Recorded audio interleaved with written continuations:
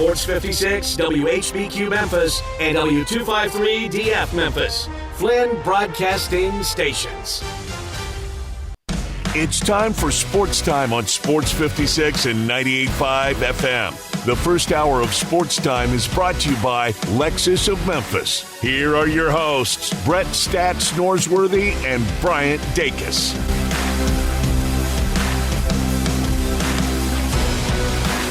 Welcome into Sports Time on a Wednesday. Bryant Dacus and Jay Morgan Harder with you today for the next 3 hours until 6 o'clock. No Brett Norsworthy today. He won't be here the rest of this week. He won't be here next week. He's taking some much-needed time off before we really get into the college football season. He has to do all of his work with Ole Miss, so a lot of travel for him. Vacation from you. A vacation from. I mean, that's really the most needed part of it is getting away from me. Don't I know it? I mean, you know it for sure. I'm surprised you haven't taken a much needed break yet because I have to periodically. Don't you worry. You need to sometimes, but we'll get you through the rest of the day, the rest of the week, and next week when we'll finally be to week 0 of college football. I know we're real amped up for all the matchups here in a couple weeks. But Jay Morgan, how you doing this afternoon?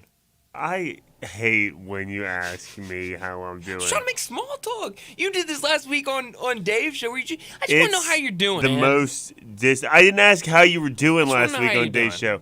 To ask somebody how they're doing on like a talk show or like radio show like that is the most disingenuous question in the world. Because you don't actually care how somebody is doing. I care about how you're doing. If someone was to sit here and say, "Man, I'm not doing well," I got a kid that's in the hospital, needs an organ or something. I would hope you wouldn't be here. It's very sad, things are just not good. I'm behind on my bills. Things are awful. We're going to have to put old Sparky down. Old Shep down. We'll have to put old Sparky down, too. Things are bad. The kids are crying. It's really bad at my house. You would not answer that. It's a terrible question because you don't care. Because the answer is always, I'm good. Yeah, no, so what do you I'm want good. Me to ask you? I'm good. How you doing? What should whatever I ask the you? first topic of the show is, just start it. Just go. I can't make small talk with you? No, I don't want to do small talk. I can't be like, how you doing? 901-360-8255. You want to hear small talk, yes or no? You tell us how you're doing. Yeah, no. 901-360-8255. How are you doing? We'll get your idea on how you're doing. No, well, you just kind of threw me off because I wanted to know how you were doing. Sorry. No, but you knew this was coming though because you knew I just Well, I was just hoping we could have some small talk and you wouldn't. It really backfired on you, didn't it? It really did. That's on me. I'll take full responsibility for that. But no, I wanted to first bring up. We've talked a lot about the FedEx St. Jude Championship over the last couple of weeks. We were out there Wednesday through Friday last week. We talked about it a lot, recapping it on Monday. We're going to talk a little bit about it later in the show when John Goen comes on and joins us like he does every Wednesday. But I saw earlier today that the coverage of the FedEx St. Jude Championship was really, really good this weekend. CBS Sports did a story about it. FedEx St. Jude Championship delivers most watched final round of first FedEx Cup playoffs event in 8 years. The Sunday final round was the most watched sports program of the week, averaging 3.207 million viewers. That's up 8% versus last year. And the coverage peaked to nearly 6 million viewers. I think it was around 5.8 million. During the playoffs, and it was also really good Friday afternoon on Golf Channel when they were showing it. So it really seems like a lot of people were interested. I talked about it Monday of how I thought it was great to have a playoff on Sunday afternoon and just kind of how riveting of television that is for TV. But I was really impressed to kind of see these numbers that CBS put out earlier this week. Yeah, it's good to see people watching the tournaments. That's excellent. That's right. I think it's a big the good field, like the good players, is what attracts. Well, yeah, top 70. There's. That's what it is. It's drawing people in. Because a lot of times people don't turn on golf. Sure. Maybe, Brian, sometimes when you turn on golf, maybe you don't even know where the tournament's being played. You're just watching the maybe I don't know that it moves around. Some of these tournaments move around every year. Right. But like the U.S. Open, for instance.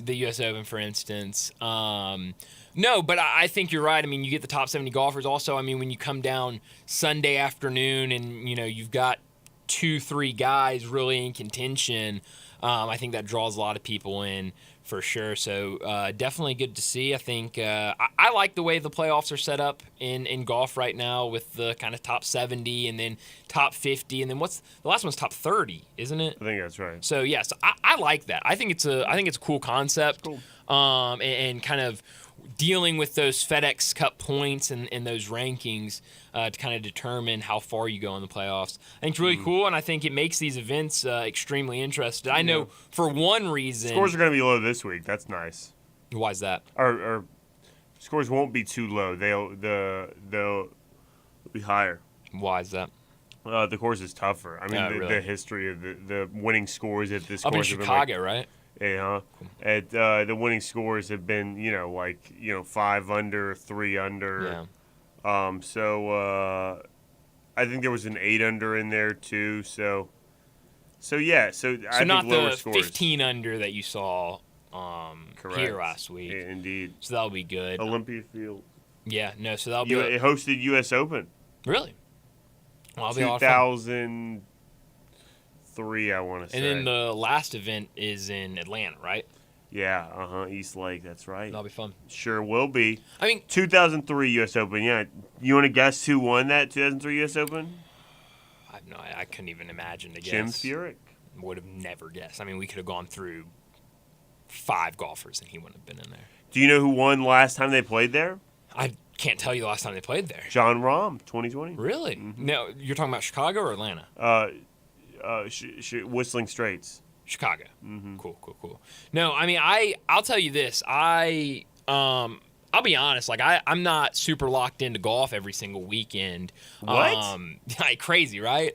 But this weekend, I was locked in, being out there Thursday and Friday, and then just kind of the whole playoff element of it, the kind of only the top 50 of the 70 field. And you're notorious. You're notorious for loving playoffs. Oh, I love playoffs. You love playoffs of any variety. Anything. I mean, you give me playoffs. Brian Dacus is the first one in line. I mean, pickleball playoffs. I'm gonna be intrigued. I've always said that about you. Yeah, I love me a good playoff. Oh yeah, sure do. But also, I was surprised about these numbers because of the whole situation with CBS and Nexstar and I think it's just DirecTV that's having the issues with them right now. I know, like, I have DirecTV. I can't watch CBS right now, so I was really surprised of all those great numbers this weekend, despite a lot of people, because it's not just here. I mean, it's a nationwide issue with Nexstar and DirecTV. So still really good numbers, despite a lot of people not being able to access that final round. So you weigh DirecTV above CBS then? What do you mean? You haven't canceled your service or gotten another service? Well, so here's the thing. I was just talking to my mom about this earlier today. Have a little convo about it, because we've kind of gotten lucky right now. I mean, not a ton of sports going on right now. Not a ton on CBS other than like the golf tournament. I know Big Three's on CBS as well. Oh, the Big Three. I like the Big Three. But we subscribe to Sunday Ticket as a family so that we could all have access to it. Not anymore, you don't, do you? What do you mean? Because that's only on YouTube TV now. Right. We did it through YouTube TV. That's right. Because you tried to stop it. You tried to return it. That's I'm not happy with YouTube TV right now. Do you want to tell the story again? Yeah, and just sure. Assuming that not everyone listening listens to every show. Yeah, I'll just quickly go over it. So when YouTube TV first announced they're doing Sunday Ticket, and they came out and they put it out there, they said it's going to be discounted up until X date. And so you have up until then, it's going to be discounted. After that, it's not going to be discounted anymore. It's going to be full price, and, it is what it is. So my whole family kind of got together, and we all, really like watching the NFL and have had Sunday Ticket for the past couple of years. And we were like, we got to do this. We got to get it, and we need to get it right now so it's cheaper. We'll all kind of pitch in and get it. And so we had always kind of been, because we do DirecTV stream, so it's not really DirecTV, but it's more the streaming element of it. Get it. And so we've always kind of talked about trying out. You don't have a dish. No, not dish. at all. No dish.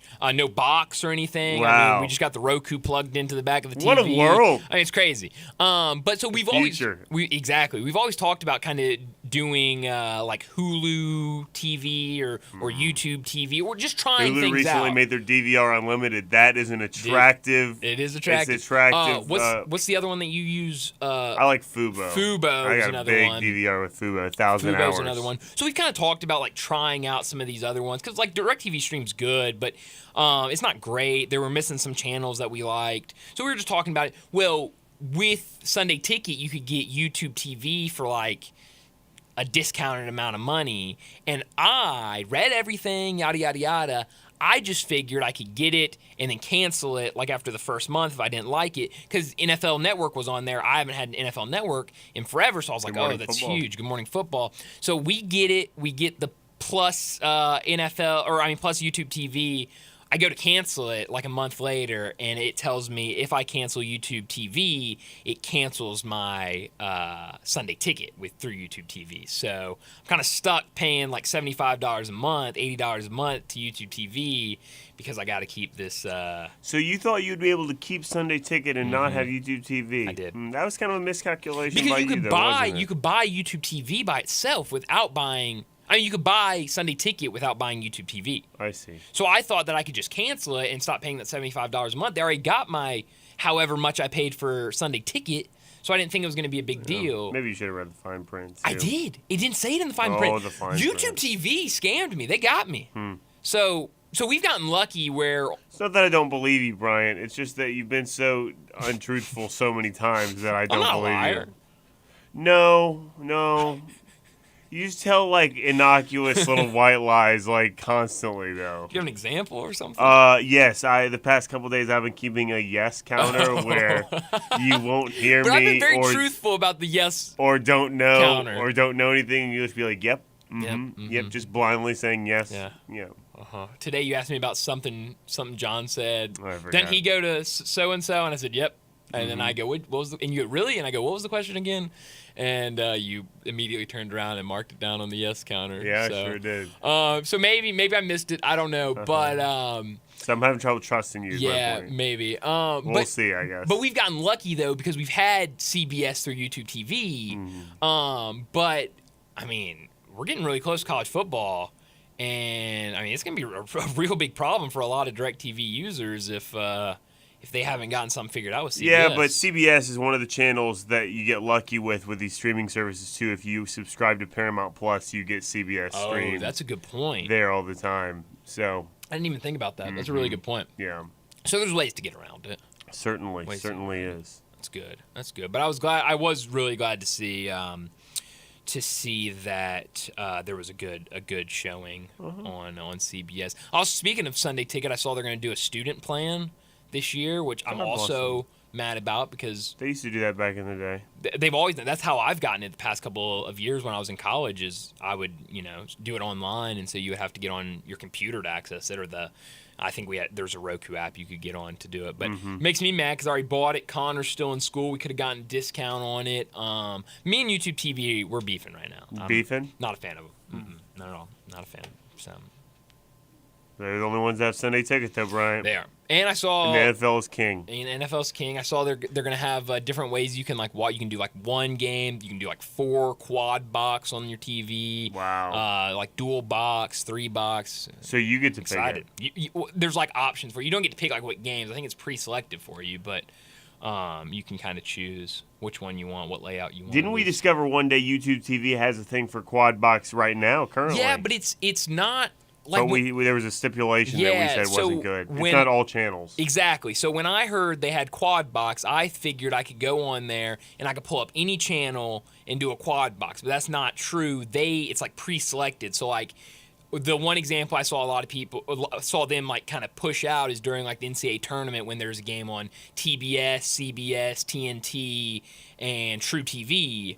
They pre-make the quad box for those 4 channels, and then you can watch. So it's not like those. I'm just picking 4 channels. That's a shame. So like I'm sure with Tell you what though, I am warming up to Hulu. I've never gotten been on Hulu in forever. I've never gotten Hulu Live TV. I've always had Hulu since back in the day where they had like everything that was on TV. Oh man, Hulu. They still have all like the network shows and stuff. Not like they used to, but they do Really? have a lot because everyone's reclaimed their products. You know what I mean? So they only have what they've got because they're Disney owned now. But that's what I was about to say is I'm warming up to Hulu because for one thing, unlimited DVR, very attractive quality. That's really cool. Yeah. You don't see that ever. That's super cool quality. And also, ESPN Plus stuff is on Hulu. So I've started watching things that are on ESPN Plus. Bundle too. Well, that's what I'm saying is I've started watching there. So you go on Hulu and there's stuff on ESPN Plus on there. So you think about a big complaint you have if you're watching Xfinity, let's say, is man, I can't just go from channel to channel. If I'm watching something on ESPN Plus, it has to take me to the ESPN app, and then I can't go to my last thing to watch something on another channel. Yeah. But if you have Hulu with live TV, it is like going from channel to channel between stuff on ESPN Plus and stuff that's on ESPN and stuff like that. Yeah, that's cool. And to me, that would be really attractive, especially that you hear that complaint a lot. I've heard Dave talk about it. Yeah. I've heard my folks talk about it when going to like watching, because Memphis plays a lot of games on ESPN Plus. Basketball, especially early in the season, you'll see Greg doing those games and stuff like that. And so Hulu with live TV, that's a really attractive part of that. Is it's just like going channel to channel to watch stuff ESPN Plus, to go to Fox, to go to CBS, to go to ESPN Plus. I go like anywhere. 3 weeks. Right. If the Tigers FS1 to ESPN Plus is no problem. Week 2, Memphis is at Arkansas State. That's going to be on ESPN Oh, Plus. you're selling ESPN. You can go from that to just like whatever games on ESPN that night. You know what? During the break, I'm selling ESPN. You are? I'm selling Hulu with live TV myself right now. I'm That's telling incredible. you what. We're doing this. We're doing this. So I'm all in. We're all in. So, but I mean, for like YouTube TV, like we were talking about, kind of the quad box. Like I'm sure when college football starts on a Saturday, you can go on there and they'll have like some sort of pre-made quad box with 4 games on YouTube TV. You're saying on YouTube TV, yeah. But it's like not. I wonder if Hulu has that. I don't know. Fubo has that on the next generation Apple TVs. Like I have one of the old Apple TVs. You know, where the ones like there's 2. There's an Apple TV where you can download apps, and then there's one where there's no app store. Yeah. You just have what's on there. I have that one, and I don't have Fubo, but with the new ones, with the Fubo on the new Apple TV, you can go in and make your own quad box with any 4 channels you want. Any 4 channels you want. That's cool. ESPN app on the Xbox and the PlayStation, you can go in, make your own quad box. Well, they used to have that on like Watch ESPN before, like there was ESPN Plus. Watch ESPN. You could do the quad box on your computer. MLB TV, you can do the quad box on your computer. Yeah, I like a quad box. I'm sure NBA TV, you can do a quad box. And not NBA TV, NBA League Pass, you can do a quad box. I'm sure you can. But no, I mean, I really do hope Nexstar and DirecTV get it figured out. Get it figured out, guys. Before football season, because now with the Big Ten, there's gonna be some good matchups on CBS. Today's the day we can watch the Titans. What? We can watch the Titans today. What are you Speaking of things we can watch. What are you talking about? It's been 3 days since the game. Oh, so we can go on watch NFL the Plus. We can finally watch the Titans game. How about that? So we can figure out what happened 3 days ago in the Titans preseason game. I mean, I know they lost, and I know it was not a great outing. That's true. But let me set up today's show before we get into top and not top story of the day. At 3:30, we're going to get into some NFL news. We'll also talk a little bit about the Hard Knocks episode from last night with the Jets. 3:45, we'll get to some college football with the season right around the corner. 4 o'clock, John Gowen from Timber Trust will join us. We'll do some golf talk with him and make our weekly picks like we always do on a Wednesday. 4:30, we'll get into some baseball. 4:45, big number of the day. 5 o'clock, Max Chadwick, the college football analyst for PFF, will join us to talk some college football. 5:30, we'll get to what's trending. At 5:45, we'll wrap up today's show like we always do with Taco Bell Crunch Time. We're sitting in the Family Leisure Studios where family and fun come together. Summer clearance sale going on right now, and Family Leisure needs your help to clear out inventory. All DIY pools, $1,000 off. Special 24-foot round pool, less than $2,000. Select play gyms, only $18.99. Patio furniture up to 30% off. And spas, they're in stock and up to $1,200 off. And don't forget about the 24-month same as cash financing, now available only at Family Leisure, 2120 Witten Road, just north of I-40. Before we get to top and not top story of the day, here's a message from Brett from You know what? Lexus. No. We do this show every day. And how does it go usually? We'll do some banter. Today it was pretty mindless. And then you go, well, let me set up today's show, and I'll tell you everything we got. We got this person, and we're doing this at this time, and this time, and blah, blah, blah. Bore me to death. Sorry. And then we talk about family leisure. And then you tell us about family leisure, and then I get interested again when you start talking about family leisure. These deals, how could you not? And talking about Family Leisure Studios. And then right after you finish that, right after, every time, Brett Norsworthy comes in with his Lexus read, doesn't he? I thought he'd need a... The fine folks at Lexus of Memphis to tell us what's going on down at Lexus of Memphis, right? So they got great deals going on at Lexus of Memphis. It's an excellent establishment they got going on, and I can never wait to hear it. After I hear about Family Leisure, I think it can't get any better, and then I hear about Lexus of Memphis, and it does. But for some reason, the last 2 days, you have decided to preempt Brett talking about Lexus of Memphis. He's not here, so I thought he'd need a little push. You forgot to tell me all the great deals at Family Leisure before we heard about Lexus of Memphis. I'm just saying, be better. I mean, figure it out. You're the host, right? You're a host? I guess You're sitting in the big chair? I guess so. I mean, we got to get back into rhythm here. Here we go. Brett, tell us about what's going on here at Lexus of Memphis. This hour of our show brought to you every day by Lexus of Memphis at 2600 Ridgeway and online at lexusofmemphis.com. The one and only Lexus dealership in town. Call them at 901-334-9673. Great offers on all 2023 models and always special leasing options. Drive in luxury and confidence knowing that every new Lexus comes with complimentary first and second maintenance services. Stop by Lexus of Memphis at 2600 Ridgeway and put yourself in the driver's seat of the all-new 2023 flagship LS500. You'll be looking and you'll be driving in style. And when you purchase a Lexus, you get top-of-the-line engineering and design, and they make for the luxury driving experience. Online at lexusofmemphis.com.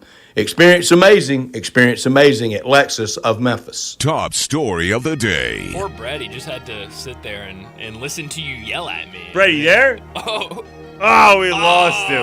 We'll try again tomorrow. He might be back at 5:30. Maybe. We'll just have to hope and pray. My top story of the day, we're going to talk a lot of college football later in the show, but Bruce Feldman, who works for The Athletic, every year he puts together a list called the Freaks List for college football every year. It's the most athletic players, the wildest off-season numbers, and this is a positive moniker. Yes. No, it's guys who are throwing up crazy weight or guys that are extremely fast, just like the most athletic players in college football this year. Last year it was Freaks, exactly. I mean, you get it. But last year, number one was Mozzie Smith from Michigan, who ended up getting drafted by the Dallas Cowboys. But this year, number one is a true freshman wide receiver, Nicholas Harbor, who was at South Carolina. I did not know anything about this guy before reading about this Freaks List. He is a 6'5", 243-pound receiver. This guy is massive. I mean, there's a video on here of him running track in high school as a senior, and I mean, he just towers over everybody. He's bigger right now than, who did it say he was bigger than? Metcalf with the Seahawks. For right now, Metcalf, who's a huge DK Metcalf, who is huge. I mean, a massive human being. He is bigger right now as a true freshman than what DK Metcalf is right now with the Seahawks, which is incredible. He'll be at South Carolina this year. Like I said, I didn't know anything about him before I read this story, and now I am super excited to see this guy in action. Everybody at South Carolina has been raving about him. He's fast, he's big, he's athletic. It sounds like, as a true freshman, he could be a massive part of this South Carolina offense. He's a 5-star recruit. I mean, I've loved what Shane Beamer has been doing at South Carolina over these past couple of seasons. It hasn't turned into the most consistent results ever, but you could have a fun quarterback-receiver duo this year at South Carolina. You really could. Good. My top story of the day, What did we talk about a minute ago during the first segment? I talked about the yes list, the yes counter. Oh yeah, my yes counter. The yes counter, when you just blindly say yes to things without having any information. Yep.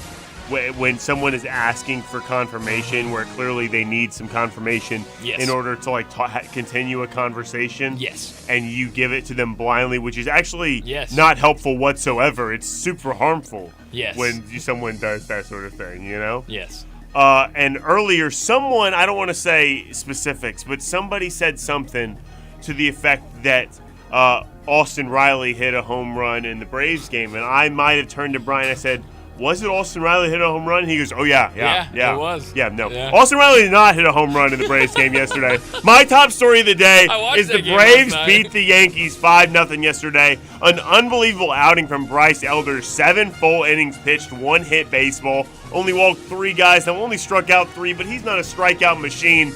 The Braves are hot right now. If you get Elder throwing well and Max Fried throwing well, Uncle Charlie only's got to be just a little bit average, and then you got Spencer Strider at the helm there. That is a pitching rotation that can win in the playoffs.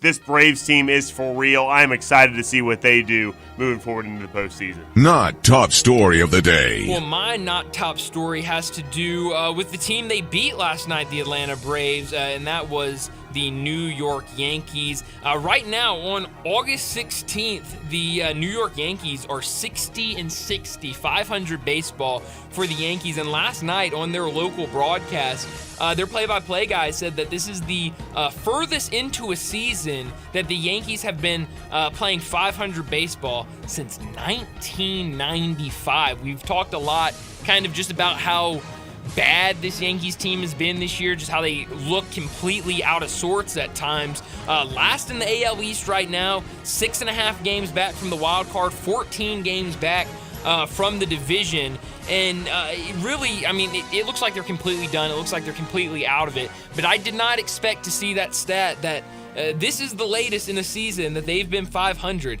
since 1995. Well, my what are we doing? Not top story. My not top story is similar in that regard. It's the NL Central, though, which has a lot of parallels in terms of the Cardinals and Yankees both being unprecedentedly bad. Seems like nobody wants to win this division. The Cubs and the Reds are right there for the taking, not only for the division with the Brewers, but also the wild card. And both teams are struggling profusely. The Reds are out here getting shut out in games night in and night out. 3-7 in their last 10, and the Cubs have dropped 2 in a row. They might get swept coming up here by the Chicago White Sox. It really is not looking good. Things are really bad in the NL Central. No, you're absolutely right. I was surprised to see last night that the White Sox beat the Cubs in their first game. So you're right about that. It's not looking great for the Cubs. That'll do it for top and not top story of the day. Let's go ahead and get to our first break of the day. When we come back, we'll talk about all the news from NFL training camps. We are real sports talk. Sports 56 WHBQ. Available on your radio dial at 560 AM and 98.5 FM, as well as around the world online at sports56whbq.com. Take us with you everywhere by downloading the Sports 56 app. And at home, just say, Alexa, play Sports 56. Wherever you are, stay tuned in to Real Sports Talk. Sports 56 and 98.5 FM. I'm with John Burgos from the world-famous Rendezvous in the Alley since 1948. Brett, we have catered parties all over this country and all over the world, from Singapore, Australia to Central Park in New York. But many people don't realize how much we do locally. For holiday events, office parties, tailgating, birthday parties, you can't do better than the Rendezvous. For example, you can get a cheese and sausage tray for 15 to 300 people for $3.75 a person. You can even build your own nacho bar for $10.50 per person. All you need is a minimum of 15 people. In many cases, we can arrange delivery and full-service catering. We've even made it easy to get to-go items. You can just park at our front door in the alley, put on your flashes, and we'll get you going ASAP. For all your catering items and prices, go to hogsfly.com, click on menu, and drop down to catering. Thank you, John. The Rendezvous, Mr. Charlie Burgos' Rendezvous in the Alley since 1948 and celebrating its 75th year. You've been putting back a few, and a few becomes a few too many. For a moment, you think of calling for a ride, but nah, you live nearby. What's the worst that could happen? You get pulled over, your insurance goes up, you lose your license, you total your car, you kill someone. The results of driving drunk are tragic. That's why law enforcement is out there looking for impaired drivers to save lives. So if you think you're okay to drive after a few drinks, think again. Drive sober or get pulled over. Paid for by NHTSA. Is your roof leaking? Do you have water damage on your ceiling of your home or business? Do you need assistance gathering much-needed data and images from your storm-damaged roof for an insurance claim? Call Metro Builders, roof and restoration specialists, and schedule your free inspection. At Metro Builders, our team of Hague-certified technicians and fully trained estimators are ready to come out and evaluate any concerns you may have. Metro Builders Roof and Restoration. We accept all insurance carrier scopes. Call Metro Builders now. Each and every day, we provide clients many different types of data and estimates for their insurance carrier. These include estimate and photo reports of all damage, from the roof to water damage on rafters and ceilings and even studs and plates inside walls. Check out the local BBB for our 27-year history in construction in Memphis, or check us out online today at metrobuildersmemphis.com. That's metrobuildersmemphis.com for your local residential and commercial roofing and restoration experts. Call me. 901-375-1717. That's 901-375-1717. Ray Magliozzi here for eBay Motors. Okay, easy now. You're teaching your kid how to parallel park. Ouch! Turns out he likes to do it by feel. Don't worry, eBay Motors has bumpers, taillights, trunk lids, license plate holders, 122 million parts. Pull up just a little bit. And headlights. They've got lots of headlights. Get the right parts at the right prices. eBay Motors. Let's ride.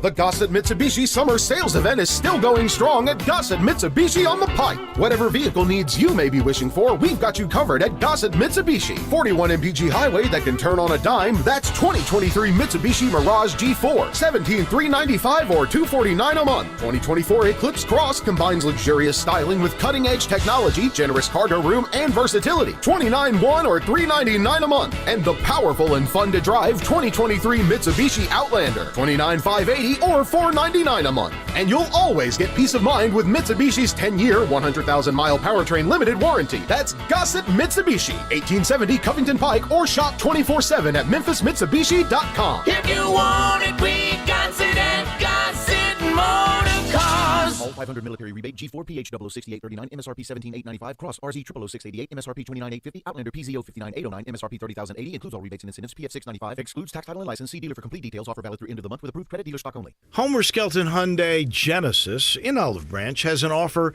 you can't refuse. They will pay you to do business with them if you want luxury. And I'm talking the Genesis G70 car. If you would love to have that kind of new technology, they will give you a $1,000 rebate when you finance with Genesis Motor Finance. In other words, they'll pay you $1,000 to do business with them, and you get brand new luxury. You can't beat it. That's Homer Skelton Hyundai Genesis, right at the corner of Craft Road and Highway 78 in Olive Branch. Homer Skelton Hyundai Genesis in Olive Branch, where customer retention is amazing. There's a reason. They take care of you with a team that's been together for a long time. Whether it's finance or whether it's service, you can't beat them. Homer Skelton Hyundai Genesis. At Jason's Deli, when you're dining in or picking up curbside, you can expect wholesome food and no surprises, just delicious sandwiches, crisp salads, and quick quality meals made with the freshest ingredients and no artificial trans fats, MSG, high fructose corn syrup, or artificial colors and dyes. Around here, a lot of thought goes into what we put into our food and what we take out of it, because you're not just taking a bite, you're getting a taste of who we are. New items are constantly being created to expand our menu for all tastes and special diets, with vegan and gluten-free options available. Convenience and on-time delivery you can count on. It's just a click away at jasonsdeli.com, so whether you need to feed 5 people or 5,000, the team at Jason's Deli, they have the credentials and the commitment to keep you satisfied. Freshness is nearby at Jason's Deli, with locations at Ridgeway in the Park Place Center, Poplar and Highland, Germantown Road in Cordova, and on Goodman Road in Olive Branch. Jason's Deli. It's wholesome food and no surprises. Do you know one of the best things you can do for your employees or family's health? Provide Arctic Clear bottled water. Arctic Clear bottled water is your locally owned and operated bottled water provider. Arctic Clear is 100% natural spring water with free delivery and setup, dependable service, and no long-term contracts. What an easy choice. Call Jeff Manus today, 901-382-2363, or visit arctic-clear.com. Arctic Clear bottled water. Call now, 382-2363. That's 382-2363.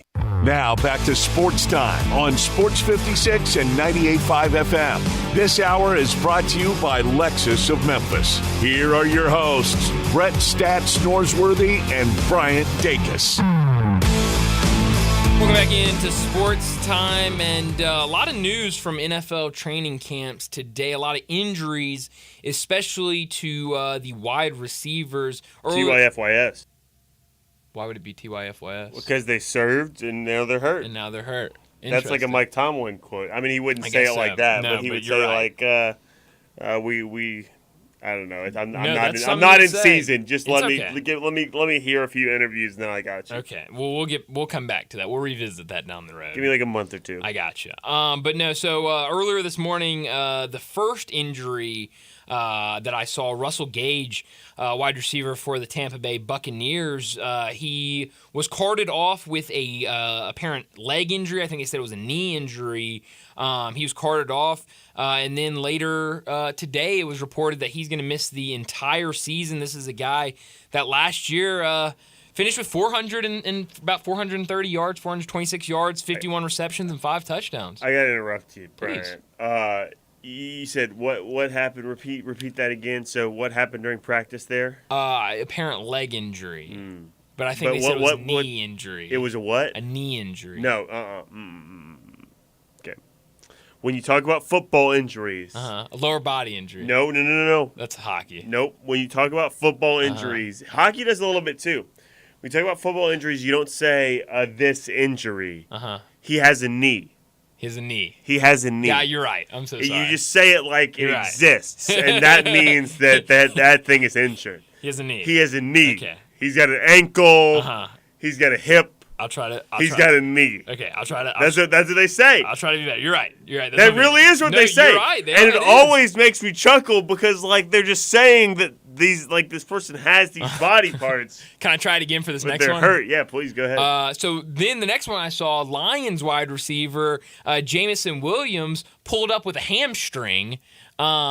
Exactly. Yes. Nailed it. Yes. And so he went down following that hamstring. And so don't know about him. Jordan Addison, he's in concussion protocol right now. And then the last one I saw, Titans wide receiver Treylon Burks, the young receiver. Wait, before you get that one, what was the other one? Head. A concussion. That was my I was eating a chip and I was late to the microphone, so it's really my bad. It's all right. Go ahead. Treylon Burks. Treylon Burks though was carted off today with a left knee.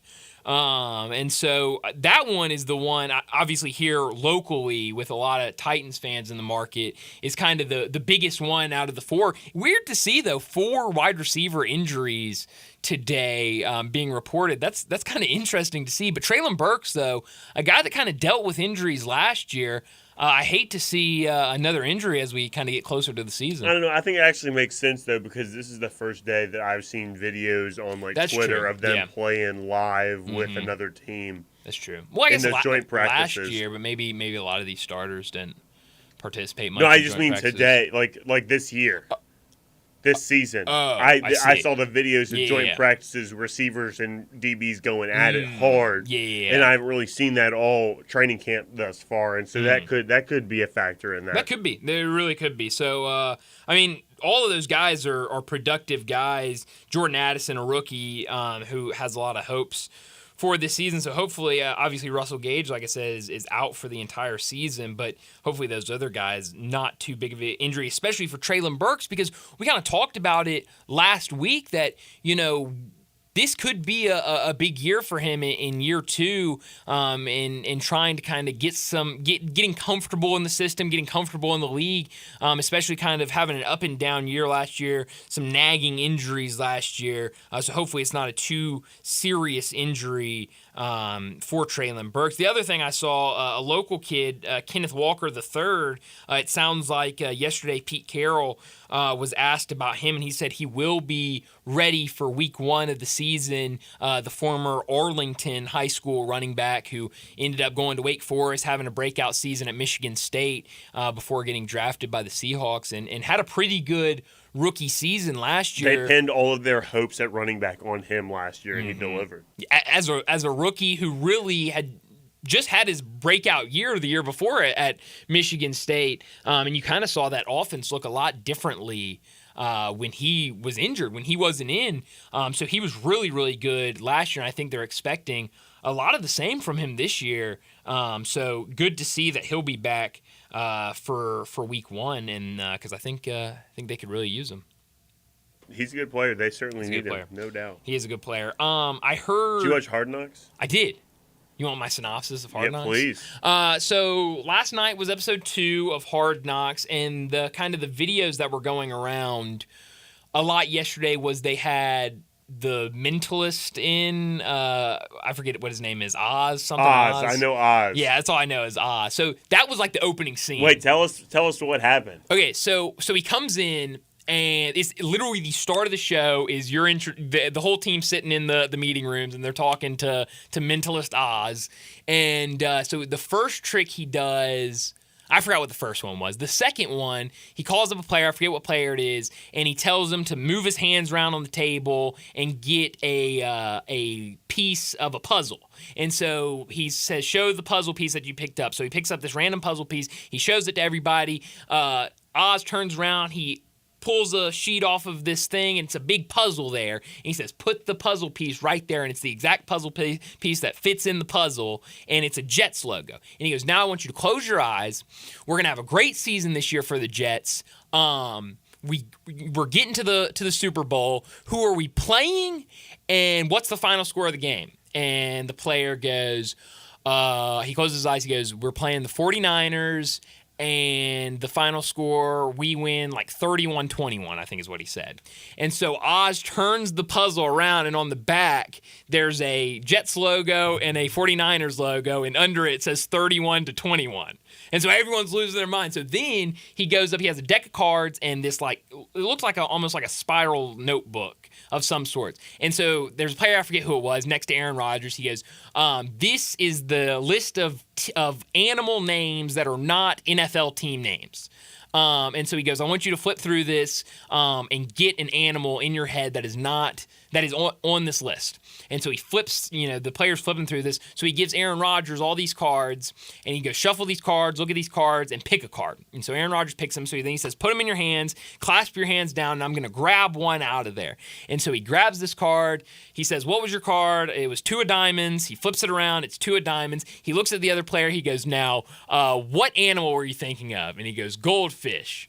And he goes, goldfish? And he goes, Aaron. Aaron still has his hands clasped together. He goes, open your hands. Aaron opens his hands, and it's like this little box in his hand. Instead of cards, it's like this little box that has a live goldfish in it in water. And so Aaron Rodgers freaks out, and the whole team freaks out. It was interesting. That's a crazy trick, too. It's crazy. That's crazy. Also the score. A lot of that stuff is suggestive, right? Yeah. That's what I've heard. Yeah. So the score thing is crazy, but I feel like wild. But like all the ones before, I was like, I can maybe kind of see how he figures this out or how he does this. The goldfish one, I was like, I don't know how he did that. I've seen a hypnotist before, and hypnotists are crazy. Hypnotists freak me out. I don't like hypnotists. Yeah. They freak me out. Why?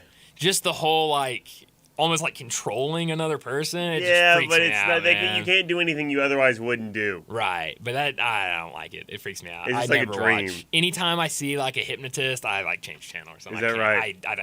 It makes my skin crawl. So what else happened in Hard Knocks? Anything? Robert Saleh loves scuffles. There was like this whole scene where he's talking about like the guys aren't juiced up enough. They're not, we got to let them go after each other. And so like there's these big scenes where like everyone's fighting between each other and like people are tackling each other after plays and throwing fists and stuff like that. So that was really fun. This is the Aaron Rodgers show. Have you seen Robert Saleh run stadiums yet, or you don't see a lot of him?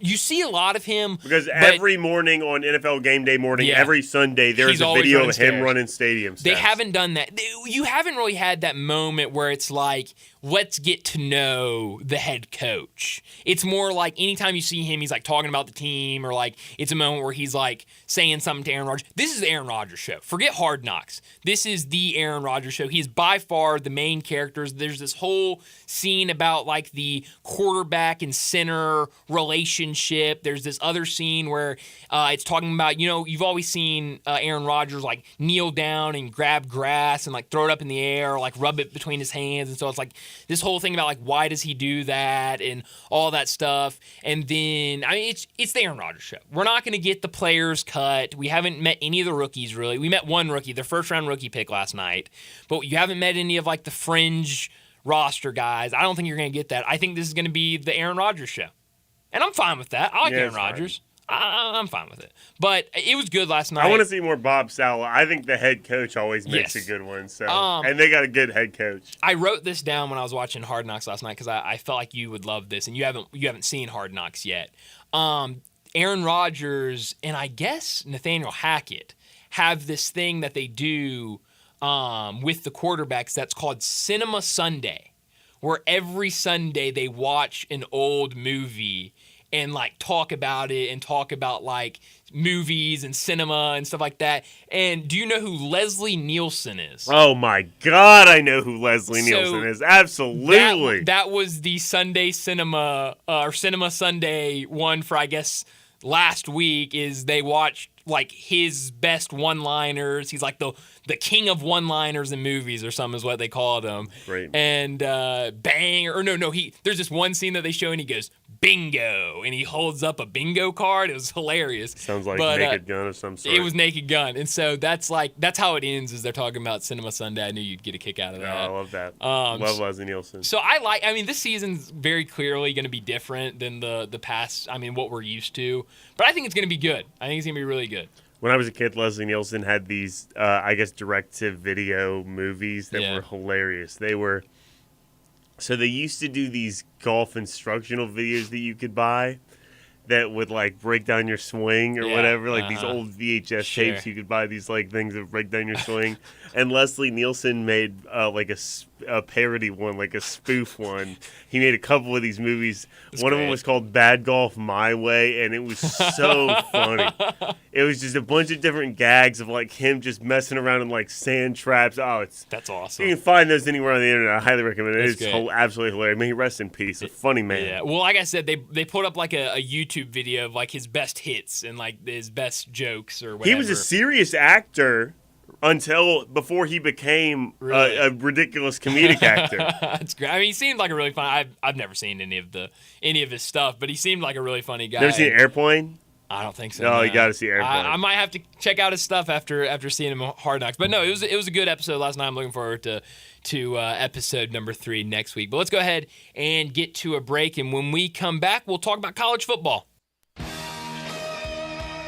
Add a little fun to your lunch break. Join Johnny Radio for Sports 56 Happy Hour from 11 to 1 every weekday on Sports 56 and 98.5 FM.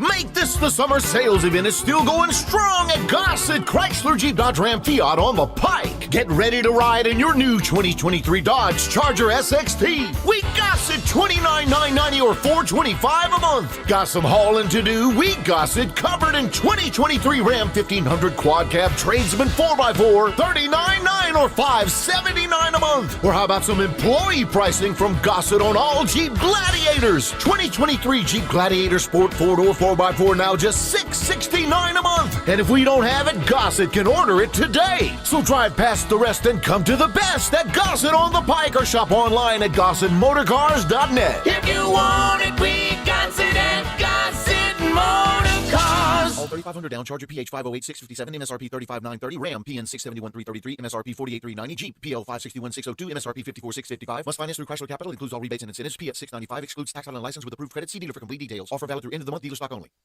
Response to the all-new Genesis Diamonds has been incredible. People are loving what we've brought to Memphis. Genesis is a different kind of jewelry store with more jewelry than you've ever seen in one place at prices you never thought possible.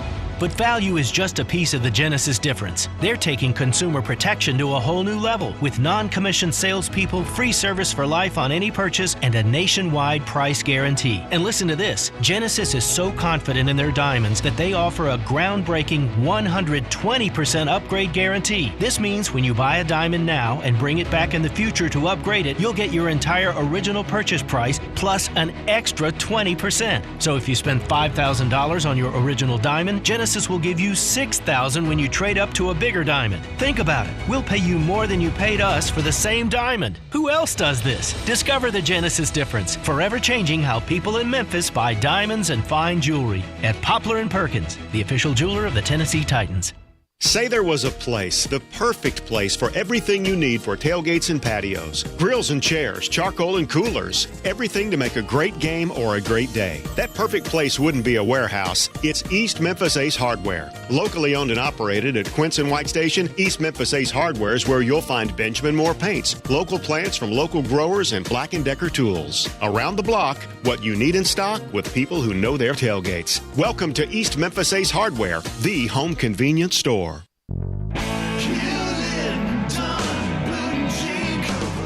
Hewlett & Dunn Boot and Clothing Company, we have it all. From handmade Amish leather belts, fine and casual clothing, boots, casual boots, work boots, fancy boots, and even safety-toed boots. Lots of cowboy hats to choose from, even Nebo lights, good-looking duck head dress shirts, duck head caps, shorts, and pants. Tons of jeans from Ariat, Wrangler, Devil Dog, and Kimes Ranch jeans. At Hewlett & Dunn, we have a great selection of Old South t-shirts and caps, fine clothing from dress to casual to Sunday best. Enjoy choosing from UFO's orthopedic-approved shoes. Hewlett & Dunn Boot and Clothing Company. Boots of every size, every color, every skin. Great quality Western, work, and safety toe boots. Hewlett & Dunn Boots and Clothing Company. 111 North Center Street, Collierville. Hewlett & Dunn. Hewlett & Dunn, serving you and your family since 1961. When a cold comes on strong, knock it out with Vicks DayQuil Severe for max strength daytime relief. Just one dose of Vicks DayQuil Severe starts to relieve 9 of your worst cold and flu symptoms to help take you from 9 to none. Power through your day with Vicks DayQuil Severe, the daytime non-drowsy, coughing, aching, fever, sore throat, 9 to none medicine. Use as directed. It's usually a waste of time to give out a phone number for a business during a radio commercial because the people listening are probably in their car, and that's not a great time to write down a phone number. So it's easier to give you something you can remember, and that is BellTavern.com. It's that simple. And BellTavern.com doesn't just give you the hours for Bell Tavern, Memphis's best old-school bar. It also shows you the insane collection of signature drinks and mouth-watering pictures of the spectacular food at Bell Tavern. The next time you're done driving, check out BellTavern.com, and then get back in your car and go there. Now back to Sports Time on Sports 56 and 98.5 FM. This hour is brought to you by Lexus of Memphis. Here are your hosts, Brett Stats Norsworthy and Bryant Dacus.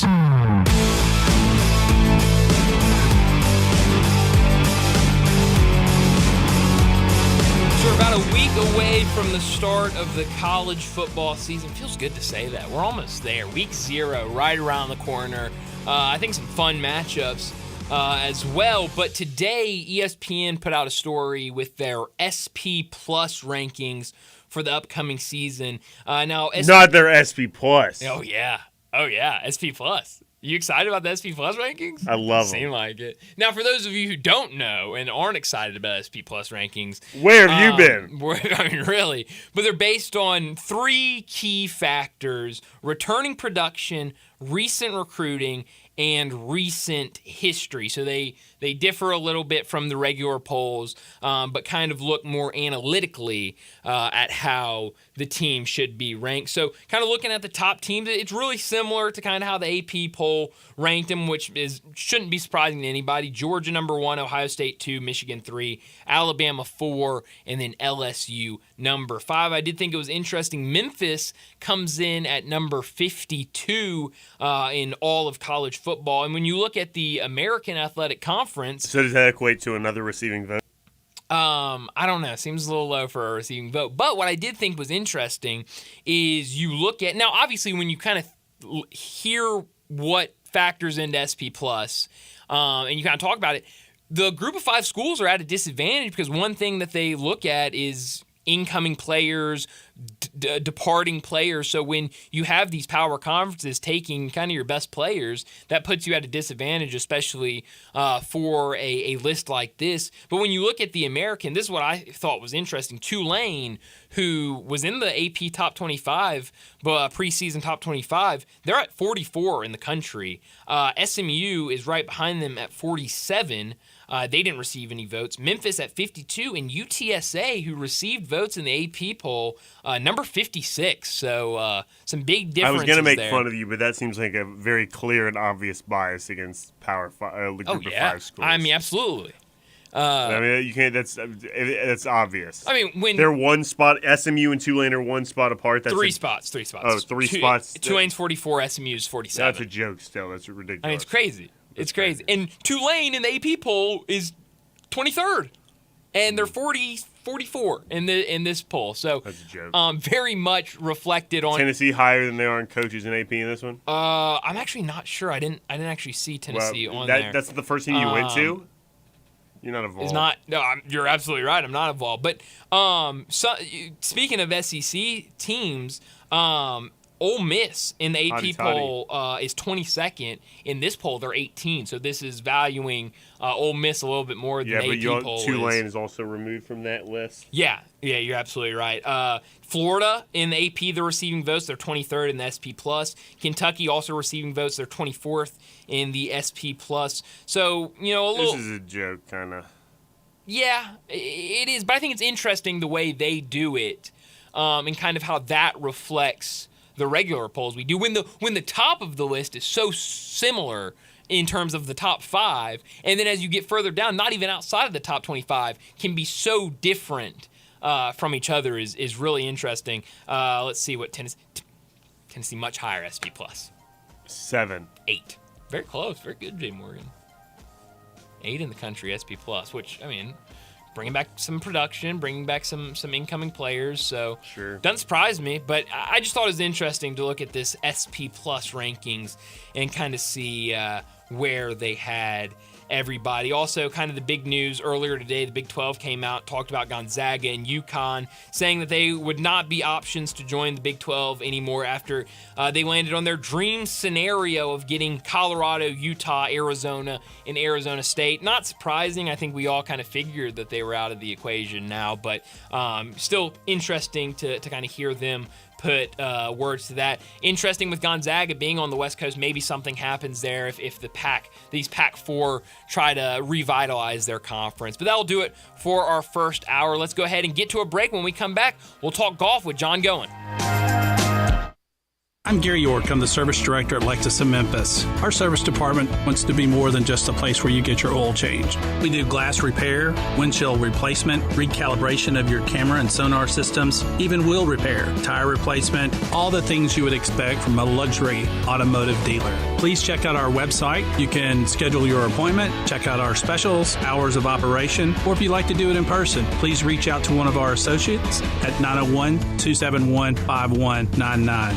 Did you know nearly 40% of men under 40 and over 75% of men over the age of 40 experience sexual performance concerns? At the Memphis Men's Clinic, their experienced physician performs a comprehensive evaluation that determines which specific issues may interfere with your sexual performance. These issues can vary and range from anxiety to medical issues, low testosterone, or erectile dysfunction. The Memphis Men's Clinic has evaluated hundreds of men of all ages over the years and reestablished a normal sexual life.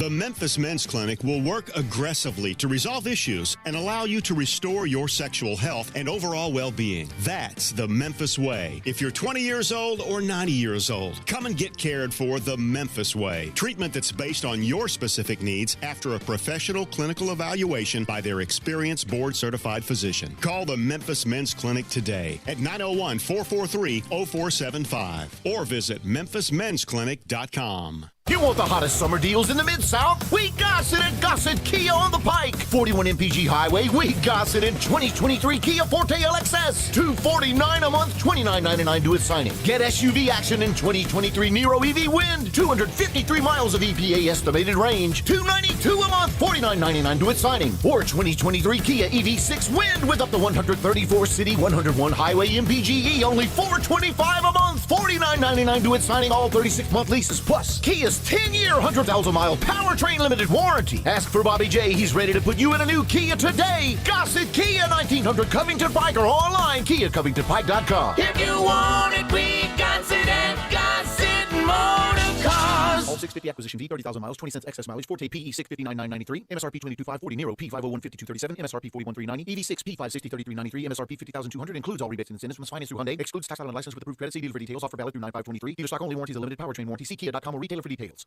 Hi, everyone. Greg Aston for FanDuel. Add a little excitement to your sports watching experience by betting on all the action on FanDuel Sportsbook. There's a reason why FanDuel is America's #1 sportsbook. Their app is simple to use. They've got great odds on all different betting markets, unique fun bet types like same-game parlay, and exclusive always-on promotions such as enhanced odds boosts on the biggest events to let you get more action out of every game day. And if you win, they even get you your winnings safely in as little as 24 hours. If you've never tried FanDuel Sportsbook, what are you waiting for? Just go to FanDuel.com, use Gas Manager promo code to get in on the action. All in an app that's safe, secure, and super easy to use. Just go to FanDuel.com, again, use Gas Manager promo code to join now or sign into your FanDuel Sportsbook account. Must be 21 or over, present in Tennessee. First online real money wager only. $10 deposit is required. Refund issued as non-withdrawable bonus bets that expire in 14 days. Restrictions apply. See full terms at FanDuel.com/sportsbook. Gambling problem? Call Tennessee Redline at 1-800-889-9789. Show sponsored by BetterHelp. A therapist can help you map out the life path you really want, so you trust yourself to make great choices. Feel excited about the future. BetterHelp offers convenient professional online therapy on your schedule by phone, chat, or video call. Let therapy be your map with BetterHelp. BetterHelp.com/Herd. Sign up today, 10% off your first month. That's BetterHelp, HELP.com/Herd. When building the 2023 RDX, we decided to raise our standards. That means a 272 horsepower VTEC turbo engine, standard. Acura Watch advanced safety and driver assistance technology. Yep, standard. Alexa built in, also standard. The 2023 RDX. Raise your standards. Acura. Precision crafted performance. Visit Acura of Memphis for Summer of Performance deals. AcuraofMemphis.com. Ole Miss Rebel Yell is back. The Rebel Yell Hotline Radio Show is back on WHBQ Sports 56 and 98.5 FM. Every Monday night at 6, hear the latest news on your Ole Miss Rebels with Yancey Porter with 24/7 Sports, former Ole Miss defensive tackle Mike Fitzsimmons, Gordon Ford covering SEC Sports Call, and former Ole Miss baseball announcer Gary Darby. From kickoff to free throw to extra innings, your Ole Miss Sports on the Rebel Yell Hotline Show right here Monday night at 6 on Sports 56, 560 AM and 98.5 FM. Your Mid-South Sports Station. Do you know one of the best things you can do for your employees or family's health? Provide Arctic Clear bottled water. Arctic Clear bottled water is your locally owned and operated bottled water provider. Arctic Clear is 100% natural spring water with free delivery and setup, dependable service, and no long-term contracts. What an easy choice. Call Jeff Manus today, 901-382-2363, or visit arctic-clear.com. Arctic Clear bottled water. Call now, 382-2363. That's 382-2363. We are Sports 56, WHBQ Memphis, and W253 DF Memphis. Flynn Broadcasting Stations. Oh, yeah. Now back to Sports Time on Sports 56 and 98.5 FM. Here once again are Brett Norsworthy and Bryant Dacus.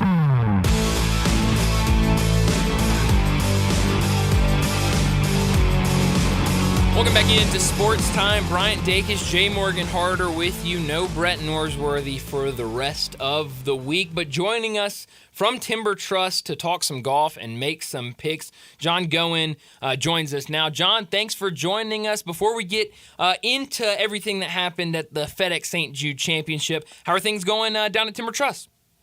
Oh, I mean, with this weather, if you're not enjoying or having an opportunity to get outside and play golf, forget it. Yeah. I mean, it has been extremely busy the last few days, with everybody that was kind of hanging out through all the hot weather we've been having over the span of the last few weeks. They have definitely come out in full force these last few days, which has been great to see folks that we haven't seen here in the last probably 6 weeks or so. But golf course is good and just been busy, with the normal every week type of thing. We're in a routine right now, and you just kind of keep going through the routine every single week, and it's hard to believe, we're probably within, I don't know, guys, 6-8 weeks of, really kind of putting some mowers away and doing some stuff to where we can, kind of focus on project mode as we get ready through winter time and everything else. But what a spectacular last couple of days.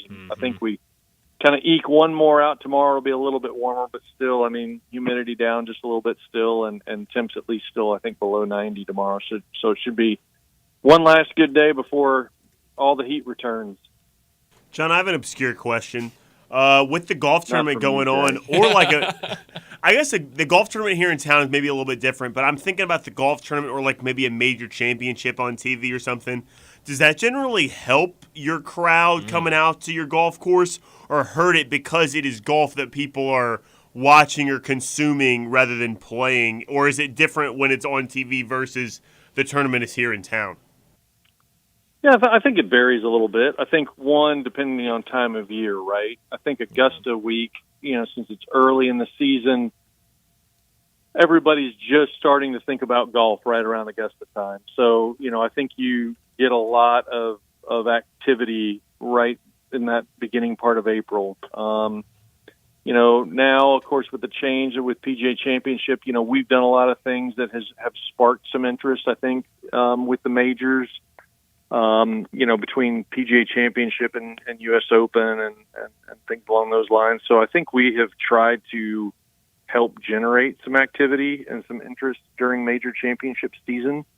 We'll probably grow on that a little bit more going into next year. So I think that historically, you kind of ebb and flow a little bit. Summer's always challenging just because people going out of town on vacation and things along those lines. Last week, with as hot as it was, probably didn't see as much activity as maybe we have in previous years. Plus, I think with the field change and the strength of the field, it probably had a few more folks going out to the event, or at least maybe staying home and watching it again, just due to how warm it was last week. So, but we have definitely had a lot of luck this year from an event perspective, and just not real large events, but just really trying to tie things into either the majors. We've got a Labor Day event that is already sold out. On Labor Day, we've done memorial stuff. We did 4th of July, stuff like that. So I think a lot of what we've been able to accomplish, just making sure that we're having fun team events where, people can be a part of community and be able to come out and enjoy things together, I think has really kind of helped through the course of this year. Yeah, absolutely, 100%. Well, let's get into what happened over the weekend at TPC South, when it was a really fun weekend from start to finish. But, back-to-back for Lucas Glover, and really on Sunday until late, where a kind of a miscue kind of forced that playoff, was extremely consistent when it came to putting and really every aspect of his game. What have you seen from Lucas Glover these past 2 weeks? It has been really extraordinary to watch him win back-to-back.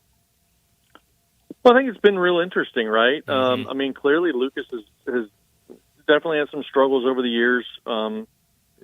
recent years, in particular from a putting perspective, and getting back to a longer putter, not like broomstick length putter, but I'll be honest, I don't know the length of the putter in which he putts with, but his ability to be able to get over it and really kind of feel and see a line and stuff like that has clearly helped him. Yeah. Clearly, he's had to do some substantial work with the actual stroke itself, and so I don't know whether it's going to that longer putter that has helped his stroke, but I mean, they definitely accentuated his putting woes and hitting it in the heel a lot during the telecast.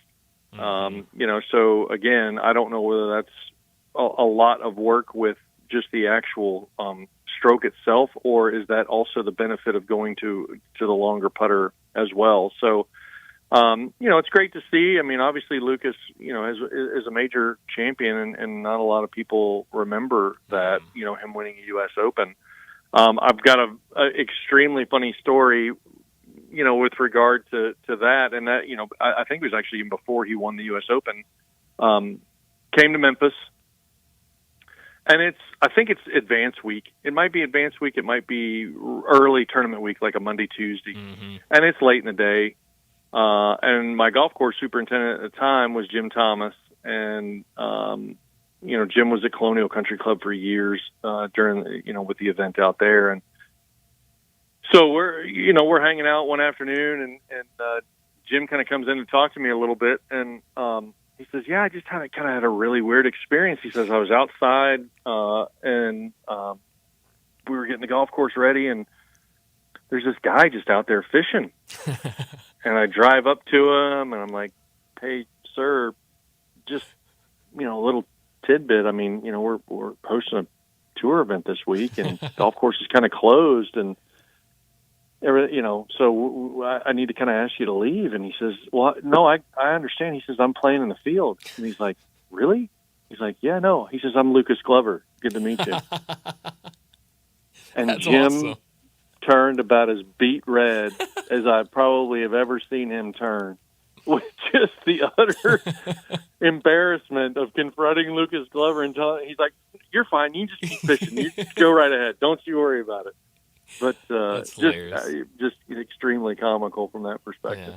Well, that's the familiarity with the golf course that he demonstrated over the weekend. Clearly, right, knows where to catch a really big bass. That's right. That's exactly. Yep. That's exactly right.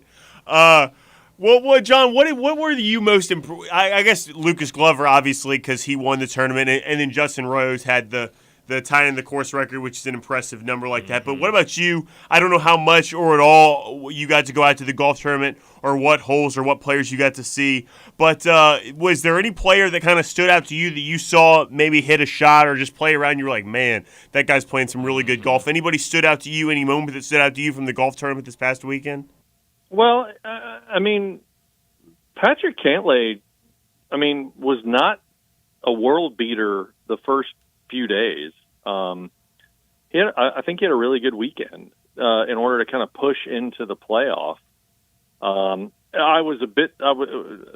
probably was more than a bit surprised by the shot that he hits on 18 during the playoff. I did not see him hitting it into the water there. No kidding. Especially with everything that happened for him to get to the playoff.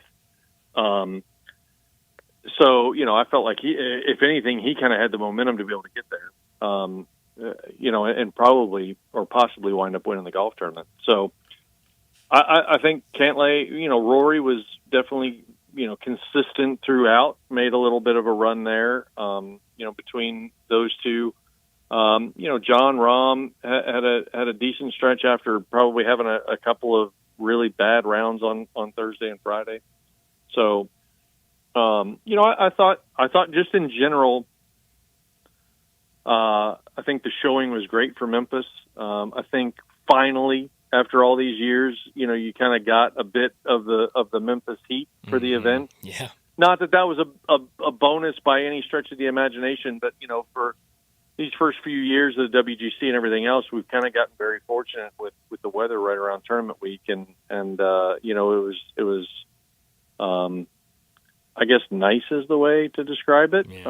For to finally kind of see a little bit of August Memphis weather, and how these guys are going to handle it. I mean, I know unfortunately there were quite a few heat related events with either volunteers or things along those lines during tournament week, but I mean, clearly Lucas needs to find a much better apparel rep, so that he maybe is not wearing cotton pants. I don't know. It looked like he was wearing cotton pants all day Sunday.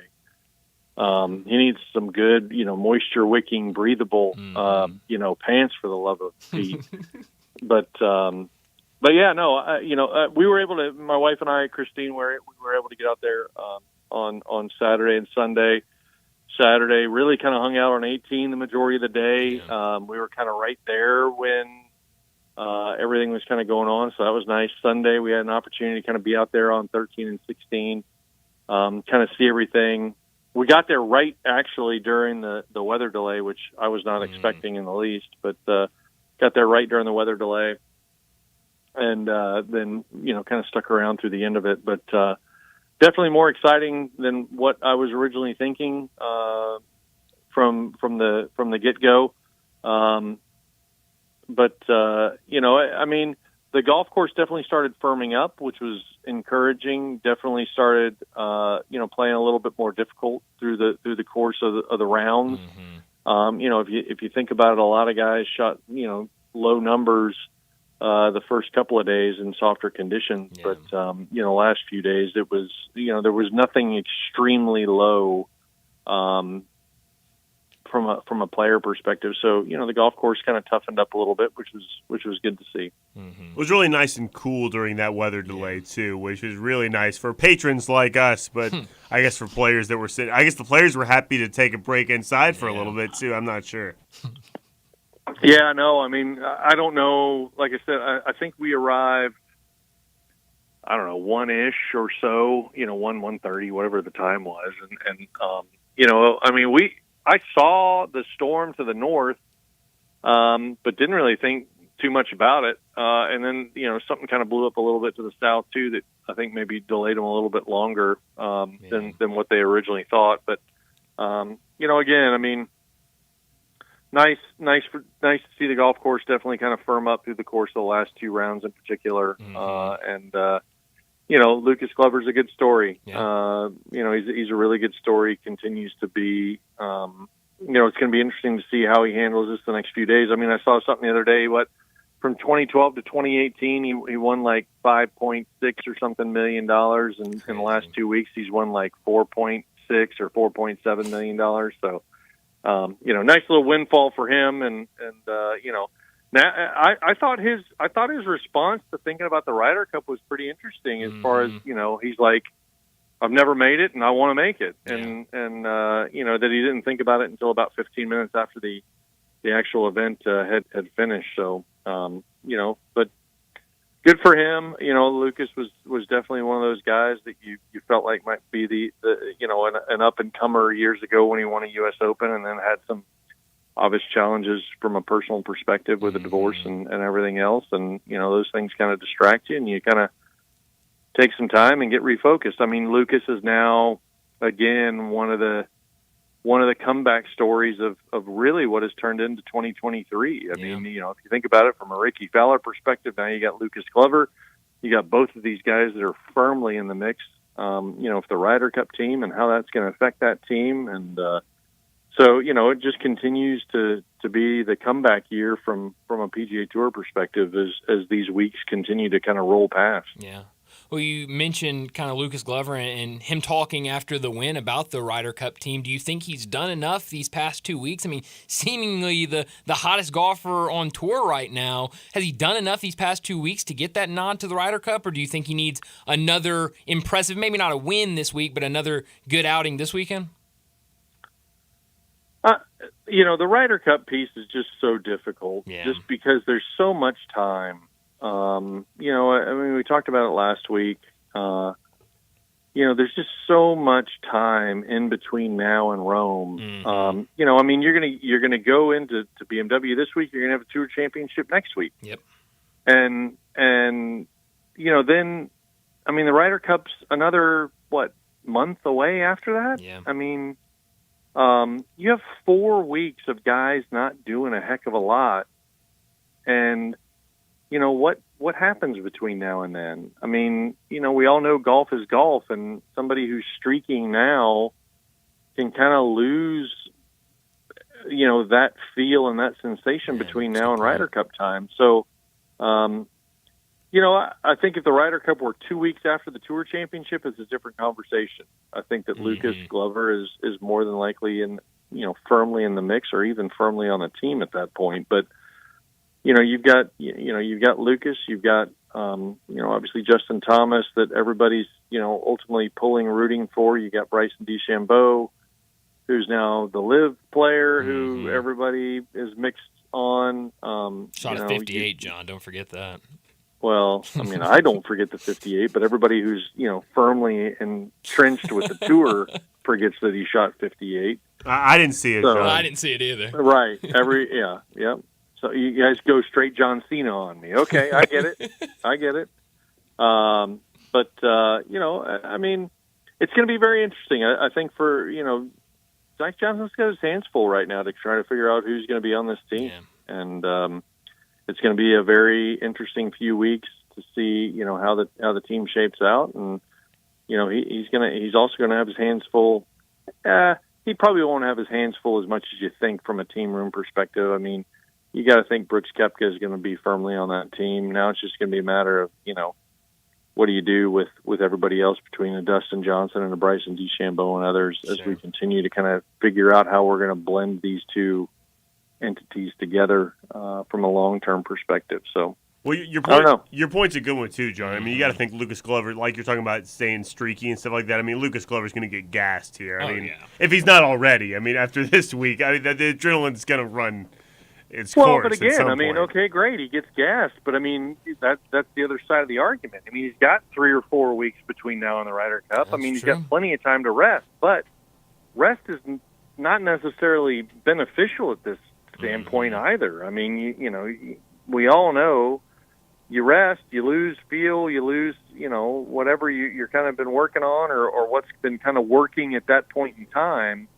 So, I mean, it's going to be really, really interesting to kind of see again how this whole thing shakes out. But look, I mean, Memphis lived up to a great amount of hype from that perspective. I do know that Nick Bazan's probably really wishes he had this week's weather last week. But you can't necessarily control that from Mother Nature's perspective. But look, it was a great week for Memphis. You kind of move on in the playoffs now. Excited for what the future entails. We talked a lot about last week too about the feel of what it was going to be like. I mean, the split tee start the first couple of days was not great. Right. Saturday and Sunday single tee starts I think were much better. I think that works in a 70-player field. It provided a much longer string of golf to be able to watch for folks, and I think all in all, it showed well from that perspective. The 2T start is always just very, very challenging. It really shortens the window. But I mean, Saturday and Sunday you had primetime stuff, and again, I think it worked out well for both the tour and the folks here in Memphis that wanted to come and watch golf. So yeah. Absolutely. Well, let's go ahead and get to some picks for this week, the BMW Championship. And John, we have control over Brett's picks this week. We do. I just want to point that out. I mean, you're a man, you have scruples, and I'm not saying you want to be unscrupulous. We got to give congratulations to John for being in first place now. Right. So let's somewhat talk about the absolute rally that has happened over the span of the last. Remember, Brett was talking about runaway. He was talking about changing the scoring and all this other stuff. Right, changing all this stuff. And I said, let's play out the weeks here. Let's just kind of see what happens.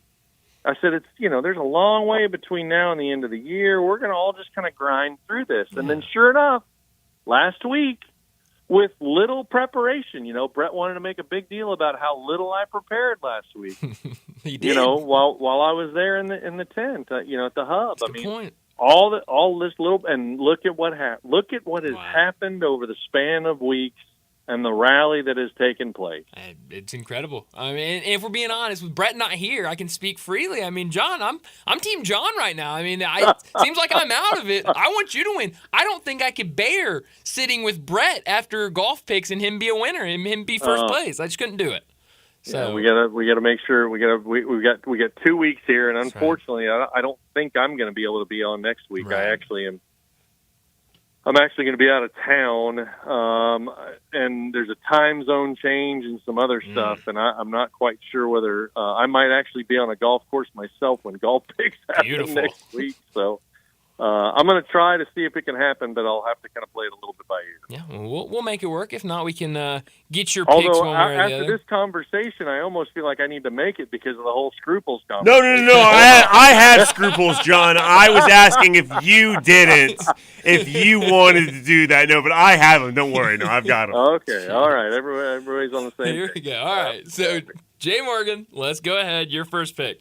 I am going to take Scotty Scheffler this week and leave Rory on the board. Well, I'm glad you left him because that's exactly who I'm going to take. I'll go with Rory, and that leaves John Rahm for Brett. And John, go ahead. I'll take Patrick Cantlay. Okay. Come on, seriously. Yep, I think that was the right pick there. Jay Morgan? I'm going to take Colin Morikawa. All right. That means I'm next. Let's go Max Homa. Let's see what he can do this week. That leaves, Jordan Spieth for Brett. And I will take Victor Hovland. All right, Victor Hovland. That's a good team, John. I feel like I'm really Team John now, so I'm right, here we go. Here we go. So just to go over, make sure I have it right, because I feel like now that Brett wants me to send him all the picks after this. Let's just make sure I have it all right. Jay Morgan, you've got Scotty and Colin Morikawa. I've got Rory and Max Homa. Brett has John Rahm and Jordan Spieth. John, you have Patrick Cantlay and Victor Hovland. Everybody square with that? Everybody's good. Well done. Awesome. Excellent job. Perfect. John, before we let you go, please tell us about the upcoming events y'all have down at Timber Trust and how people can contact you for these events and for a tee time. Yeah, no, absolutely. So, as we've discussed, things are kind of winding down.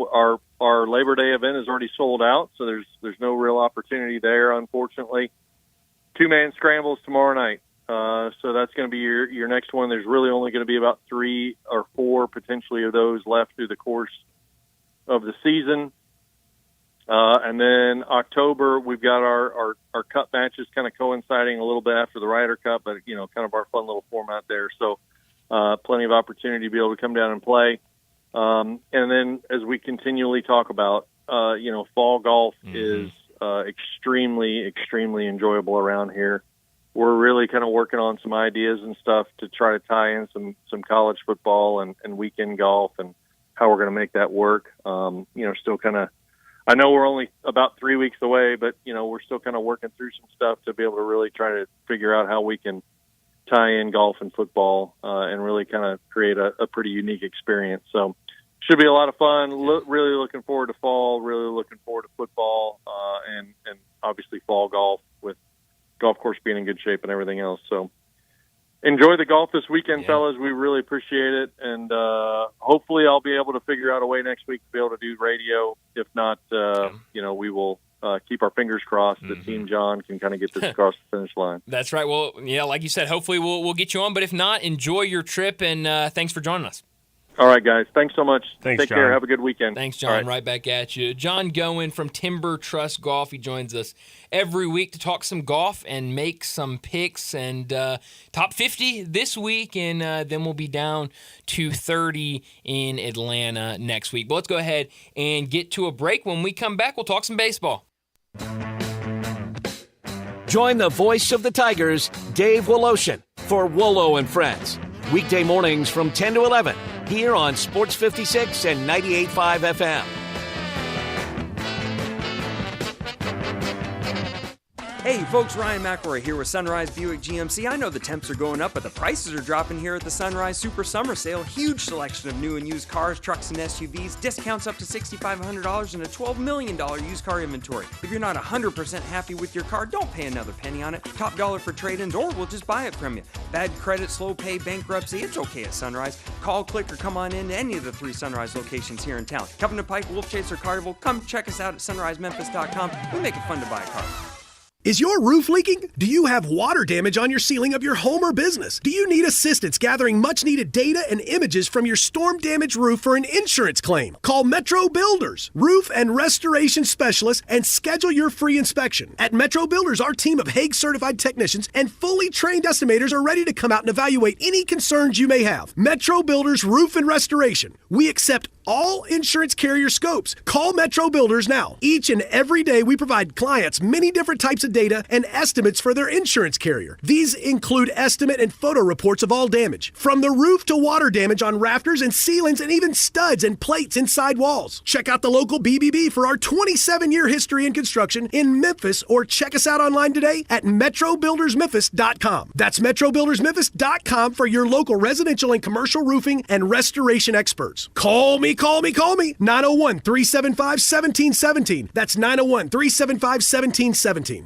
Response to the all-new Genesis Diamonds has been incredible. Hey, it's Eric Hasseltine, and people are loving what Genesis has brought to Memphis. It's a mind-blowing selection and prices you never thought possible. What people really love about Genesis is the transparency and the education. Genesis is revealing all the long-held secrets of the diamond industry. They teach you how to buy like a dealer buys and how to understand the way diamonds are priced by the wholesalers, how slight variations in size and clarity can translate into thousands in savings. At Genesis, their non-commissioned diamond experts are there to guide you every step of the way. Their diamond education will make you a better, more informed consumer. I'm telling you, don't buy a diamond anywhere, not a natural diamond, not a lab-grown diamond, until you check out what you can get here. Discover Genesis Diamonds, the store that's forever changing how people in Memphis buy diamonds and fine jewelry. Now open in Poplar Commons at Poplar & Perkins Extended, the official jeweler of the Tennessee Titans. There's only one place for great steaks, real Italian cuisine, Southern-style meats, and fresh vegetables. It's Fratello's. Fratello's Italian Steakhouse in Hernando has a family feel and a fantastic menu. Voted DeSoto's best new restaurant in 2022, Fratello's has your favorite cuts of prime steak, lamb, and pork, along with delicious Italian dishes. And nothing is better for lunch than Southern-style meats and veggies. All your favorites and more are waiting for you at Fratello's Italian Steakhouse, Highway 51 in Hernando.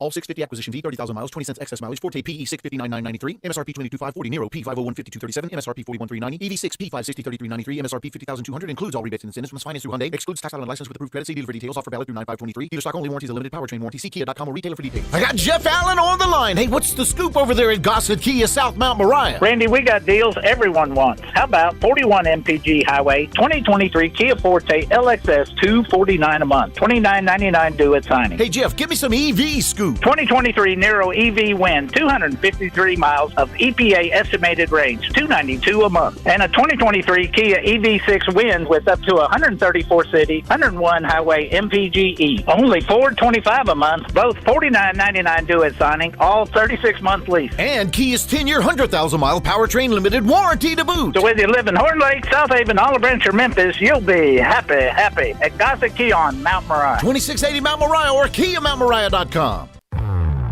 Now back to Sports Time on Sports 56 and 98.5 FM. Here once again are Brett Norsworthy and Bryant Dacus. Welcome back into Sports Time. Bryant Dacus, Jay Morgan Harder with you, and a lot going on in the world of Major League Baseball right now. It's a Wednesday, which means... Oh, I forgot there was day games going on, quite frankly. Not as many, but yeah, good amount of Did the day Tigers games win? today. Let's see. The Tigers did, in fact, win 4 runs in the 7th inning helping them to get a 1-run victory over the Twins. Did you have money on them, or no? I just love the Tigers. We just love the Tigers. I mean, as many day games as they play. I mean, they're Mr. Day Baseball. They are Mr. Day Baseball.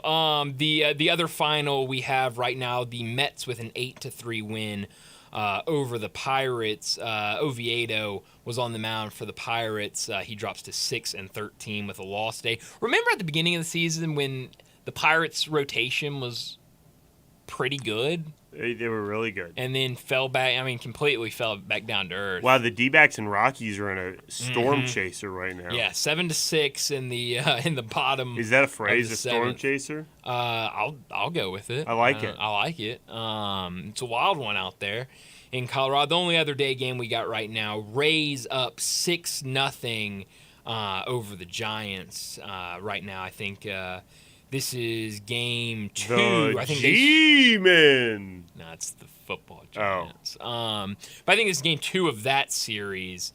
Started last night, but Tampa Bay in full control, 12 hits today. I saw last night Gabe Kepler, the manager for the Giants, come storming out to argue a call with his sleeveless sweatshirt on and long sleeve undershirt on. Thought of Brett, because Brett talks about how if you're a manager, you need to wear your uniform. So I knew he would not be a fan of that whatsoever. But bad news yesterday. You saw the news for the Rays and Shane McClanahan. Yeah, he's done. It's too bad. Done TJ. Not only for the year, done for next season as well. It sounds TJ. like with Tommy John injury, they just can't catch a break. How about this? You got a lot of good pitchers on the mound today too. Libby's on the mound. Verlander got a win last time he was on the mound against the Rays. Verlander against Luzardo going today. Charlie Morton, I don't know if he qualifies, but he's on the mound. Andrew Abbott against Noah Syndergaard for the Guardians. Your boy Mackenzie Gore and James Paxton. Aaron Nola, Kevin Gausman. Reed Detmers and John Gray. Mike Clevenger. I don't know Assad's first name for the Cubs. He's a bullpen guy. So it's a bullpen day for the Cubs. Javier Assad. Your boy Luis Castillo going tonight. Who is MacArthur for the Royals? Is that a bullpen, I'm assuming, too? I'm guessing that's a bullpen. I haven't seen that name before. 5 games, 0 starts. Yes, that's a bullpen. Dean Kramer and Blake Snell, Wade Miley, and then Clayton Kershaw. Wow, really? A lot of big names today, man. Yeah, no, this is a really good day for starting The only pitchers. person I don't know for starters is Vasquez for the Yankees. He's a young guy, I believe. May also be a bullpen guy. Randy Vasquez. He's 24 years old. Not a bullpen guy. They've been using 2-1 on the year, 1.89 ERA. I don't think he he's been going started long one game in August. He went 3 2/3 innings, so it seems like he starts a bullpen day. Although he gave up 2 runs in that game. His last start was the day after July 4th, so July 5th, I guess that would be. 5 innings pitched and 3 hits in that one, so he was good in that game, but only 3 starts at the beginning of each month, and then I guess this will be his second start of August, so he's an August guy now. Interesting. That rotation, we talked about the Yankees a little earlier, but that rotation for New York has not been good at all this season. Dealt with a lot of injuries, but just... Well, also they have Domingo Germán go out there and give up a ton of runs, and then old boy last night, Severino goes out there and gives a ton of runs. Nestor Cortez has been hurt, like you just said. Garrett Cole's pretty much their only guy. And he's been great. It could be Cy Young this year. Could be. But other than him, they've been absolutely awful. Is it too early to call Dak Hudson the Cardinals ace? Dak. 4-0. Got another win last night against the Athletics. Now, it is sure the did. Athletics, but... What do you mean by that? They're pros, Bryant. We're going to have this argument again. Not argument, but you telling me that they're pros. They are.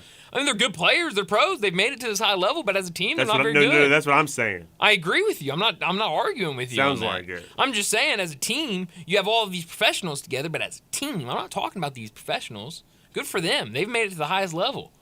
But as a team, they're not very good. I don't know. These bad, quote-unquote, bad teams are doing a whole lot of winning right now, and these teams that are on the brink of making postseason runs are doing a whole lot of losing. So someone has to be winning, and it's the best teams and the worst teams that are winning right now. So say what you will, but there's a lot of teams like the Royals, for instance, are playing spoiler in a big way. There's a lot of the Nationals have been playing spoiler, playing really well. So say what you will about bad teams, but this is the time of year they can do some winning. You're absolutely right. It's kind of the time a lot of these good teams underestimate them, and that's kind of when they when they strike. But for the, you just mentioned the Royals. They've been giving the Mariners a scare this week, where we've talked a lot about the Mariners this week. They really should have. And this Mariners team has been completely falling apart. We talked about it earlier off the air, but the last 4 games, so the last 4 days for the Mariners, because they haven't had an off day, 3 of those 4 games have gone to extra innings. Now, I think the Mariners have won 2 of those 3 games, but this team just cannot close out games. They can't finish. They traded Paul Sewald, who was their closer, at the trade deadline to the Diamondbacks for some, I think, 3 young bats, and they just don't have a closer right now. They fall apart in the 8th and 9th inning, and it's causing these extra inning games, and that's going to hurt a team. If you keep getting into these situations where you're in close games late, I mean, that's just going to wear you down. And so you still have time to find an arm, though. You do. Because the Marlins have found and lost more guys than you can name. A.J. Puck, who was locked down for a portion of the season, is just, gone the complete other way. He's just giving up runs galore. It's just a joke what he's doing right now. So you just got to get a guy hot at the right time, and that seems like what the Mariners are banking on. I mean, the Mariners need a lot more than just getting one guy hot at the right time. You're right. They need to do some significant winning. So if they do get there, it would also help if they get a guy hot at the right time in the bullpen. Yeah, no, you are absolutely right about that. I did see last night Kikuchi on the mound for Toronto, for the Blue Jays, and I had not realized how good he's been since coming back from the All-Star break. He's been unbelievable. 6 games. I believe he's 2-1 in those 6 games. Injury, right? He was injured before the All-Star break. Well, he had been playing, but he had come off the IL, I think, right before the before the All-Star break.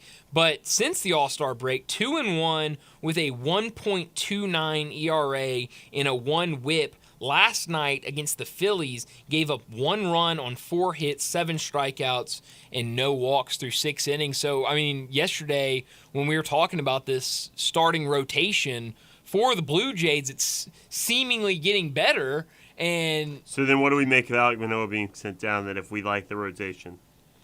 He was a Cy Young candidate. He's still disappointed, though, right? No, you're absolutely still disappointed, because you would think he's even with these guys playing well, Alek Manoah should be your number 1 starter, right? Who else would be? I mean, if he's pitching like he pitched last year, who's your number 1? Even if he's not number 1.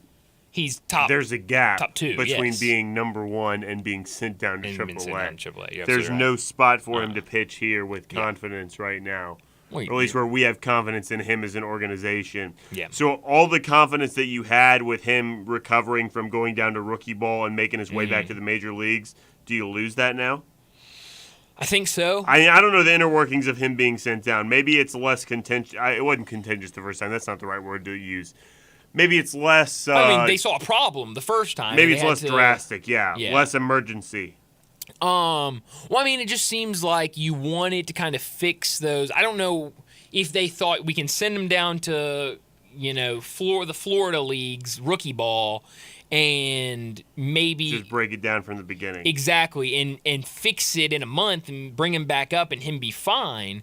But we talked about it yesterday. He's still walking a ton of guys. He's throwing too many pitches, and right now you just can't have that in the rotation. So I think you're disappointed about it. I think he's still lacking a ton of confidence with these walks, because we've seen it the past couple of seasons when he's been this Cy Young candidate, of even when he gets deep into a count, 3-2, 1-2 counts, he's able to put those guys away, even coming back if he's down 2-1. I remember a ton of times Alek Manoah has battled back and struck guys out or gotten outs, and he's just not doing that very well this year at all. And so, seems like that kind of baseball has a short lifespan too, though. What do you mean? To get to a lot of 3-2 counts, get to a lot of full counts. Yeah. Work a lot of counts full. Seems like it has a short lifespan. Seems like batters are going to win more than they lose. Oh, absolutely. But, they say that they want to keep him up and throwing and ready in case they need him late in the season. But I just don't know how you can call on a guy like Alek Manoah, who you've sent down now twice this year, once all the way down to, low A or rookie ball, whatever it was. Well, you're not going to start him, and so the only option would be out of the bullpen, and you have no confidence in this person. Why in the world would you put him in to get 3 outs if you have no confidence in him? And he's going to have no confidence. If you've already sent him down twice, there's no confidence there in him. Yeah. So I don't know. I mean, I hate it for Alek Manoah because I kind of like Alek Manoah as a pitcher. So I hate to see him going through this, but it's clear the pitch clock was messing with him. The mechanics were being thrown off because of the pitch clock, and they tried to kind of fix that, and it seemed like it fixed it a little bit. I mean, he came back. He was serviceable. He was serviceable, but it just not great. Not what the Alek Manoah we've been used to. Not good enough compared to the rest of the arms they've got. No. You don't see him being called back up, do you? I don't see why you would. Except to put him on the roster, maybe if you got a spot down. Or I guess he could just be. You could just have him in the dugout without him being suited up. I mean, use him as like a September call up or something. Well, not even. Just have him hang out. Yeah. You're on the team. I might be even worse for the confidence. Maybe so. I mean, you're with the group and you're just hanging out in the dugout. I don't know, all the man. time. I'm not a sports psychologist. It's bad. I think it's a really bad situation. I'm barely a regular psychologist.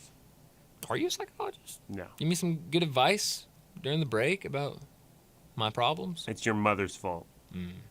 Might be right about that. Let's go ahead and get to a break. When we come back, we'll get to Big Number of the Day.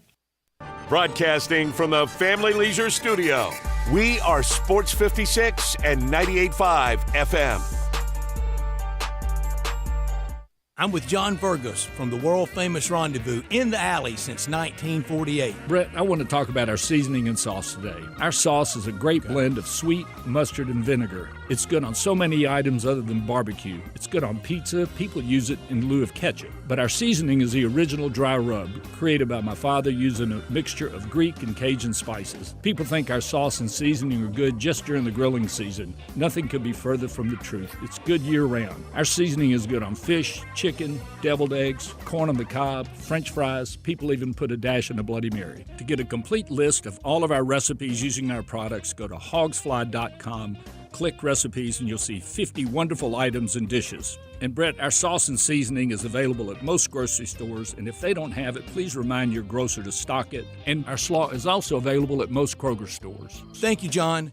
The Rendezvous, Mr. Charlie Burgos' Rendezvous in the Alley since 1948 and celebrating its 75th year. Homer Skelton Hyundai Genesis in Olive Branch has an offer you can't refuse. They will pay you to do business with them if you want luxury. And I'm talking the Genesis G70 car. If you would love to have that kind of new technology, they will give you a $1,000 rebate when you finance with Genesis Motor Finance. In other words, they'll pay you $1,000 to do business with them, and you get brand new luxury. You can't beat it. That's Homer Skelton Hyundai Genesis, right at the corner of Craft Road and Highway 78 in Olive Branch. Homer Skelton Hyundai Genesis in Olive Branch, where customer retention is amazing. There's a reason. They take care of you with a team that's been together for a long time. Whether it's finance or whether it's service, you can't beat them. Homer Skelton Hyundai Genesis. Your next success begins with University of Maryland Global Campus. For more than 75 years, UMGC has been giving working adults the affordable, accredited, online education you need to reach the future you want. Because the path to success is different for everyone, we offer more than 125 undergraduate and graduate degrees and certificates, along with success coaches and lifetime career services. Our online and hybrid courses and services let you learn on your schedule. No-cost digital materials in place of most textbooks, affordable tuition, and financial resources make UMGC accessible. And with no application fee through August 31st, there's no better time to get started. Find the education you need to create the future you want. Choose from fields like business, healthcare, cybersecurity, IT, and more, and take the next step in your career. Apply by August 31st and we'll waive your application fee. Learn more at umgc.edu, certified to operate by Chev.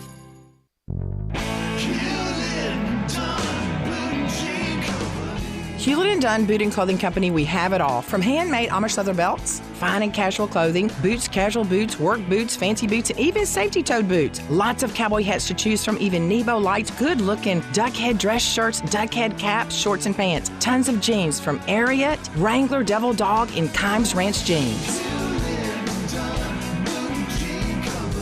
At Hewlett & Dunn, we have a great selection of Old South t-shirts and caps. Fine clothing from dress to casual to Sunday best. Enjoy choosing from UFO's orthopedic-approved shoes. Hewlett & Dunn Boot and Clothing Company. Boots of every size, every color, every skin. Great quality Western, work, and safety toe boots. Hewlett & Dunn Boots and Clothing Company. 111 North Center Street, Collierville. Hewlett & Dunn.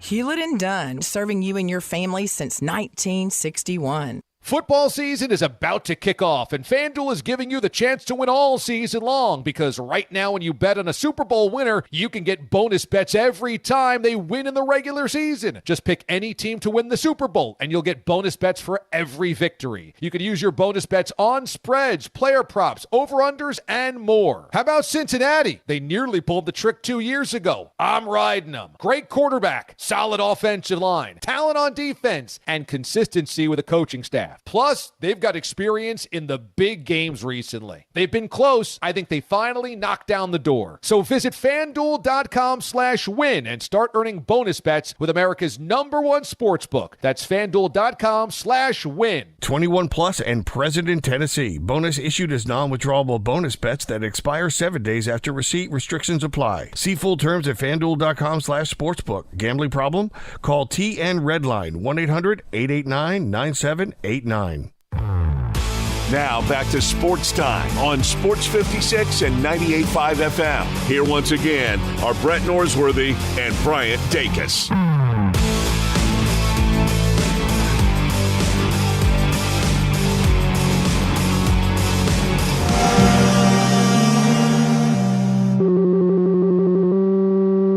Big Daddy. Hello, Big Brand. It's a guy, he wants to be big, then he gets big, he doesn't want to be big anymore, then he gets small, but the suit's too big. Big Daddy. The big boy. You're a big guy. I think she's trying to pull a fast one on Big Daddy. The big number of the day. I'm actually really excited for my big number today, and I was really excited when I saw it on Twitter and kind of did some more looking into it. I was really excited about bringing it up today, but my big number is 1.076. That is the OPS for Corey Seager right now. Corey Seager has been on the IL a couple of times this year for the Texas Rangers, but has had a really, really good offensive season at shortstop. Through 311 at-bats this year, he's batting .350 with 22 home runs, 73 RBIs, only one stolen base, and an OPS of 1.076. No shortstop has batted over 1.050 with at least 400 plate appearances since it's been recorded. Right now, number one is Alex Rodriguez. Only 7 guys have a better OPS than 1.0, and Alex Rodriguez has 4 of those 7 for separate seasons. The highest OPS for a shortstop is 1.045. Like I said, that is for Alex Rodriguez. So with more at-bats, if Corey Seager can stay healthy and this offensive production stays what it is right now, he could very well be the first shortstop with at least 400 at-bats to have an OPS of higher than 1.050, which would be absolutely unbelievable to see. And I don't think we're talking about Corey Seager enough this season and what he's doing for that Texas offense. Staggering. It really is. How about this? Okay. 9. I like it. Little big number. Messi scored his 9th goal of the League's Cup as Inter Miami beat Philadelphia 4-1 yesterday. Messi in 6 games played is tied for the team lead in goals with Josef Martinez, who's played in 30 games. Wow. I mean, it's incredible what he's done since joining Inter Miami. I mean, it makes it look silly out there. Well, I hadn't played an MLS game, though. No, and their first MLS game got canceled. It was supposed to be this weekend, I believe, and it got canceled because I think both the teams that were Inter Miami and then whoever they were playing, Charlotte maybe, were still in the League Cup, and so they said Leagues Cup, and so they said we'll just cancel this game, focus on Leagues Cup right now. So you're right, he hasn't played an actual MLS game, but I saw someone tweet out yesterday the lines for Messi anytime goal scorer since he joined not a good bet. MLS. First game was like plus 150. Then it dropped. Yeah, he's played 6 games. So I think it dropped down like plus 120. Then even money. Then I think his 4th game was like minus 105. Then his 5th game was minus 220. And then last night it was like around 190, I think, for an anytime goal scorer for Messi. So not worth it. Not worth it at all. I mean, I guess if you got in there the first game, it was worth it. But with that win last night for Inter Miami and Nashville's win later in the night, that sets up the Leagues Cup final in Nashville. I think this weekend, right? I don't know, is it? I think it is this weekend. If not this weekend, it's next week. So Messi will be in Nashville. But I saw the tickets. I guess I could make this my second big number.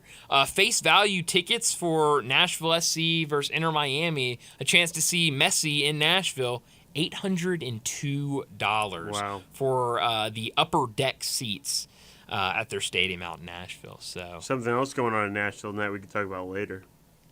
Okay, I don't know. During Beam Machine. I don't know what you're talking about, so we'll talk about it later. That's a sporting event where tickets won't be nearly as expensive. That's a tease, Jay Morgan. That's a tease. That is a tease. I'll throw out another big number. I've got one, too. If I might. Yesterday, we talked about Anthony Richardson being named the starting quarterback for the Indianapolis Colts. My next big number, 8. For the 8th straight season, the Indianapolis Colts will have a new starting quarterback for Week 1, or I should say a different starting quarterback for Week 1, because Andrew Luck is on here twice, but not ever a starter in consecutive seasons since 2016. It's been a new quarterback for Week 1 every year. That's incredible. That is pretty incredible. So, what, Andrew Luck, somebody else than Andrew Luck again? Yeah, so it was Andrew Luck in 2016, Scott Tolzien in 2017. Scott Tolzien. In 2017, 2018, Andrew Luck again, Jacoby Brissett in 2019, Phillip Rivers 2020, Carson Wentz 2021, Matt Ryan last year, and then Ant Richardson now. Interesting. Your next big number? I'm bailing on it. Okay. I'm bailing on it.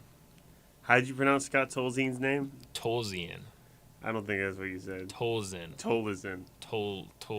You might be dyslexic in addition to your. Well, I mean, you got all these names. You got all these names listed right in front of the other. I mean, where'd Scott Tolzien go to school? Oregon. Whiskey. Wisconsin. You went to Wisconsin.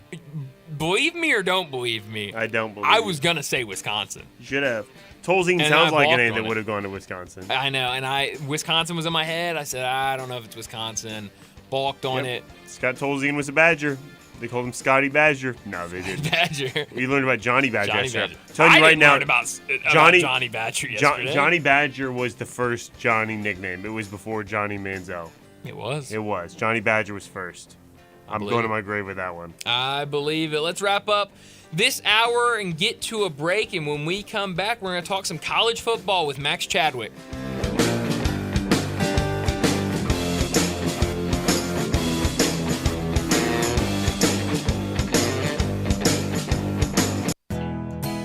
Nestled in the heart of East Memphis, located corner of Park and Cherry, is a beautiful residential neighborhood. I'm here at Town Village Audubon Park interviewing a new resident, Carolyn. Share with us why you chose Town Village. Well, if your parents or special friends need to make that big move, let me share with you my experience. It was tough for me to leave home, but then I discovered Town Village. I would like to highly recommend Town Village to you and your loved ones. After looking at all the amenities and meeting all the people and staff, I was hooked. From restaurant, bistro, 3 meals per day, housekeeping, transportation, security, health care, physical therapy, exercise room, and even a heated pool and spa. Come see us and make your new home at Town Village.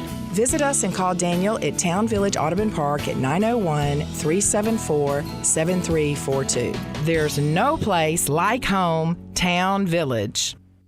Is your roof leaking? Do you have water damage on your ceiling of your home or business? Do you need assistance gathering much-needed data and images from your storm-damaged roof for an insurance claim? Call Metro Builders, roof and restoration specialists, and schedule your free inspection. At Metro Builders, our team of Hague-certified technicians and fully trained estimators are ready to come out and evaluate any concerns you may have. Metro Builders Roof and Restoration. We accept all insurance carrier scopes. Call Metro Builders now. Each and every day, we provide clients many different types of data and estimates for their insurance carrier. These include estimate and photo reports of all damage, from the roof to water damage on rafters and ceilings and even studs and plates inside walls. Check out the local BBB for our 27-year history in construction in Memphis, or check us out online today at metrobuildersmemphis.com. That's metrobuildersmemphis.com for your local residential and commercial roofing and restoration experts. Call me. 901-375-1717. That's 901-375-1717. You want the hottest summer deals in the Mid-South? We got it at Gossett Kia on the Pike. 41 MPG Highway, we got it in 2023 Kia Forte LXS. $249 a month, $29.99 due at signing. Get SUV action in 2023 Nero EV Wind. 253 miles of EPA estimated range. $292 a month, $49.99 due at signing. Or 2023 Kia EV6 Wind with up to 134 city, 101 highway MPGE. Only $425 a month, $49.99 due at signing. All 36-month leases. Plus, Kia's 10-year, 100,000-mile powertrain limited warranty. Ask for Bobby J. He's ready to put you in a new Kia today. Gossett Kia, 1900 Covington Pike, or online, KiaCovingtonPike.com. If you want it, we got it at Gossett Motor Cars. All 650 acquisition fee, 30,000 miles, 20 cents excess mileage. Forte PE 659,993. MSRP 22,540. Nero P 501,5237. MSRP 41,390. EV6 P 560, 3393. MSRP 50,200. Includes all rebates and incentives. Must finance through Hyundai. Excludes tax title and license with approved credit. See dealer for details. Offer valid through 9523. Dealer stock only warranties. A limited powertrain warranty. See Kia.com or retailer for details.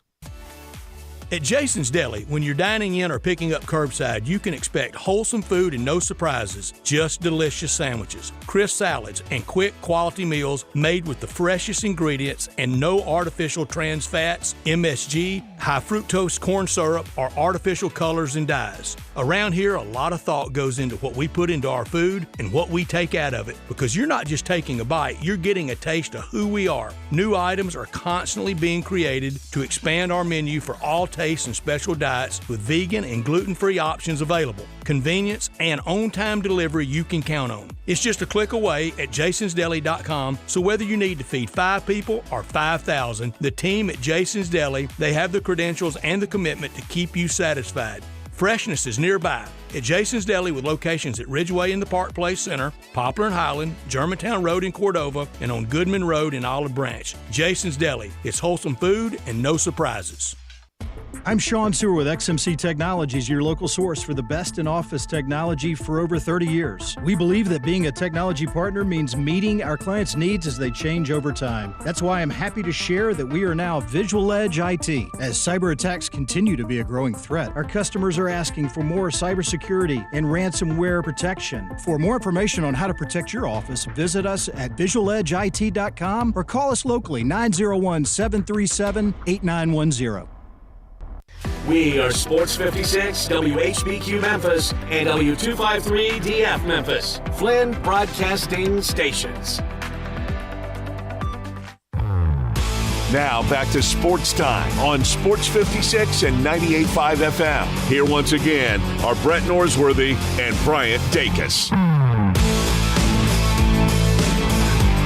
Welcome back into Sports Time. Bryant Dacus and Jay Morgan Harder with you. And college football season right around the corner, only about a week and a half until we have actual football in front of us. And joining us now to talk about the upcoming season, Max Chadwick, the college football analyst for PFF. You can follow him on Twitter at Max Chadwick CFB. Max, thanks so much for joining us. And I want to start off, before we really get into this upcoming season, with all of the realignment news. 2 weeks ago, we had the big bombshell of Oregon and Washington going to the Big Ten, and then the 4 schools going to the Big 12 in Colorado, Arizona State, and Utah, and really kind of seeming like the end of the Pac-12. What'd you make of all of that happening, I guess, 2 Fridays ago?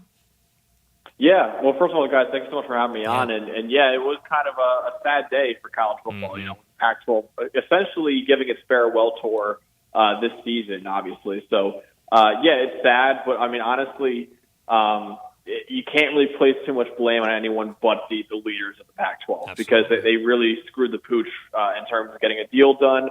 They waited too long in order to get one done. Then all Big 12 jumped them, even like a year in advance. The Big 12 jumped them, and then they apparently balked at a pretty fair ESPN offer that would have paid all the Pac-12 schools around $30 million a year, which is about what the Big 12 schools were getting.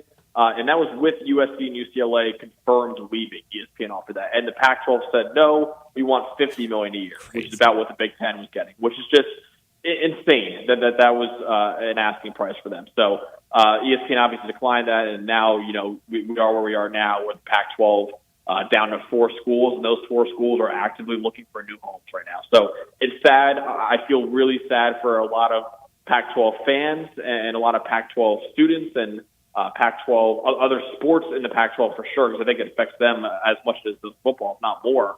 But otherwise, I do not feel sad for the leadership in the Pac-12 because, frankly, this is their fault from the beginning. Yeah, it's really been a mess for the last couple of years in the Pac-12. But you mentioned those 4 remaining schools, and it seems like ever since all of this has happened, it's been pretty quiet after, obviously, the rumors that Stanford and Cal could join the ACC along with SMU was rumored in there. But there hasn't been a ton of reporting, a lot of rumors out on social media about what could happen to these 4 remaining teams. I've seen a lot of maybe they join a conference like the Mountain West or the American, where Memphis is at right now. And kind of the latest rumor I've seen, I think within the last hour or two, there's been some reporting about this where those 4 Pac-4 teams, I guess you could call them, would stick together and try to add some teams from these other conferences like the Mountain West and the American and try to keep some sort of Pac conference. What do you think the likeliest option is for these 4 remaining teams? Well, I think it would be great if they could do that. I am a little weary of that because, you're going to have to add at least 4, if not 6 to 8 schools in order to be a viable conference again.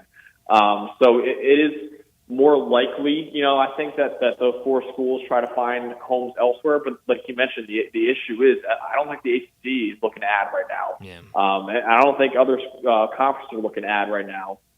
So it's tough for Stanford, who's, by all accounts, Stanford has probably the best athletics program in the country.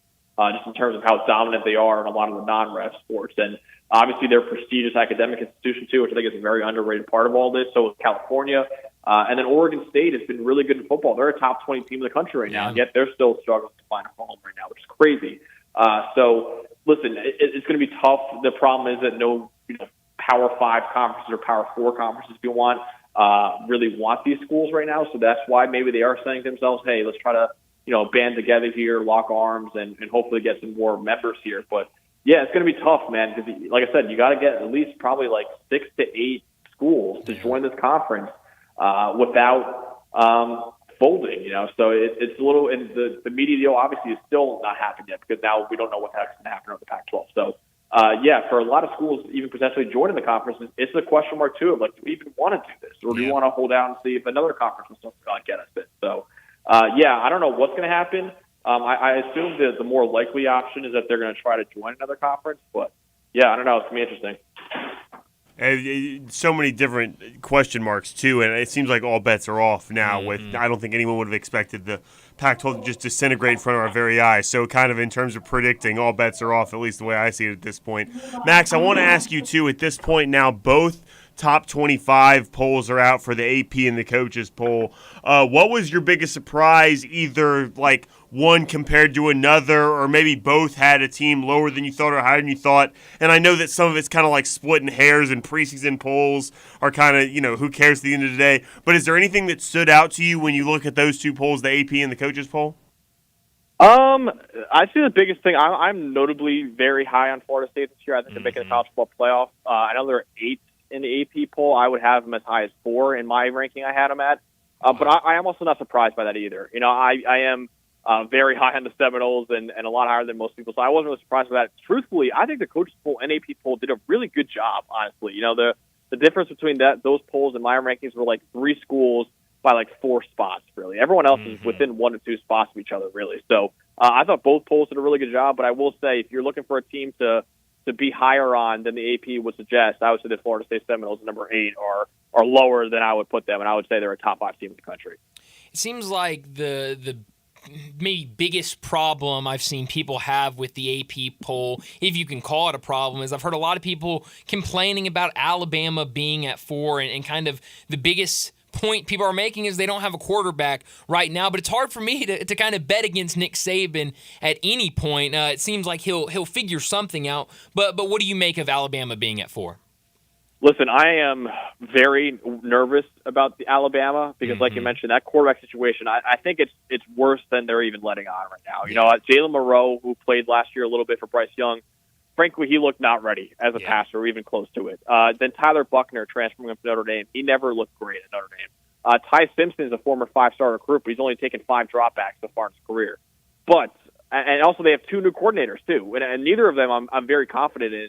Tommy Rees, the offensive coordinator from Notre Dame, or Kevin Steele, the defensive coordinator from Miami. I don't think either of them are.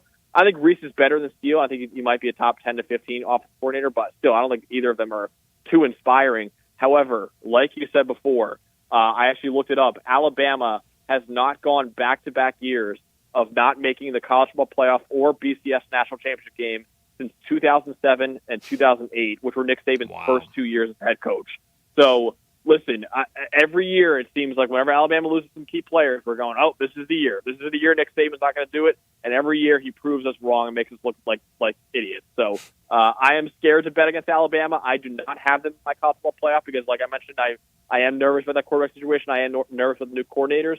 But then again, Nick Saban has not gone back-to-back years of not making the Final Four or Final Two since his first 2 years as Alabama's head coach. So history tends to be on Alabama's side right now, and I will not blame you if you want to put the Crimson Tide in the college football playoff because of who they have on the sidelines and the greatest college football coach of all time. That's an incredible stat. I mean, that is unbelievable. When you I couldn't believe it either. It's crazy. But when you look at this AP Top 25 and you kind of look at the teams maybe receiving votes or just aren't in the top 25, who's kind of a team that you think maybe should be on the preseason top 25 or could just really surprise some people in these first couple weeks? And when we look back at this top 25 in week 4, week 5, they're solely in the mix in the top 25. Yeah, that's a good question. I really like Kentucky and Arkansas this year. I think it's the 2 SEC schools that obviously did not play great last year, but I think both of them are in for a better year. I think Kentucky, you lose Will Levis, who's now the Titans. But they have a good replacement in Devin Leary, and they got really talented young players on offense and defense. And then Arkansas, I mean, you might have one of the best rushing attacks in the country between KJ Jefferson at quarterback and Rocket Sanders at running back, who I actually talked to, and he's an awesome guy. But that offensive line is loaded too. So those are 2 schools I really like in the SEC.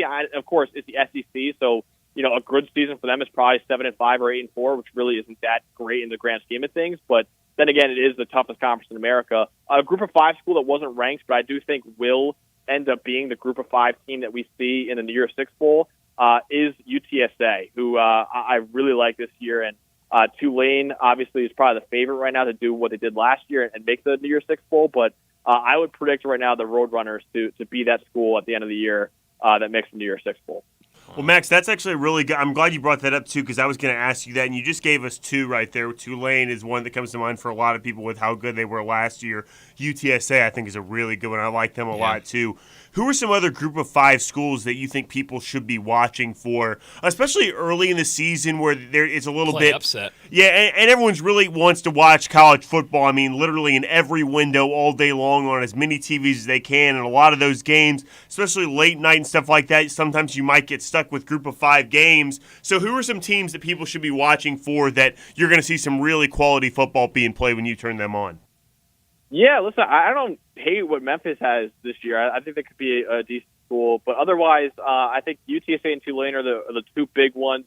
I kind of like what Ohio has got, too. Now, it's going to be tough for any non-American school to be the Group of 5 representative in the Year 6 Bowl.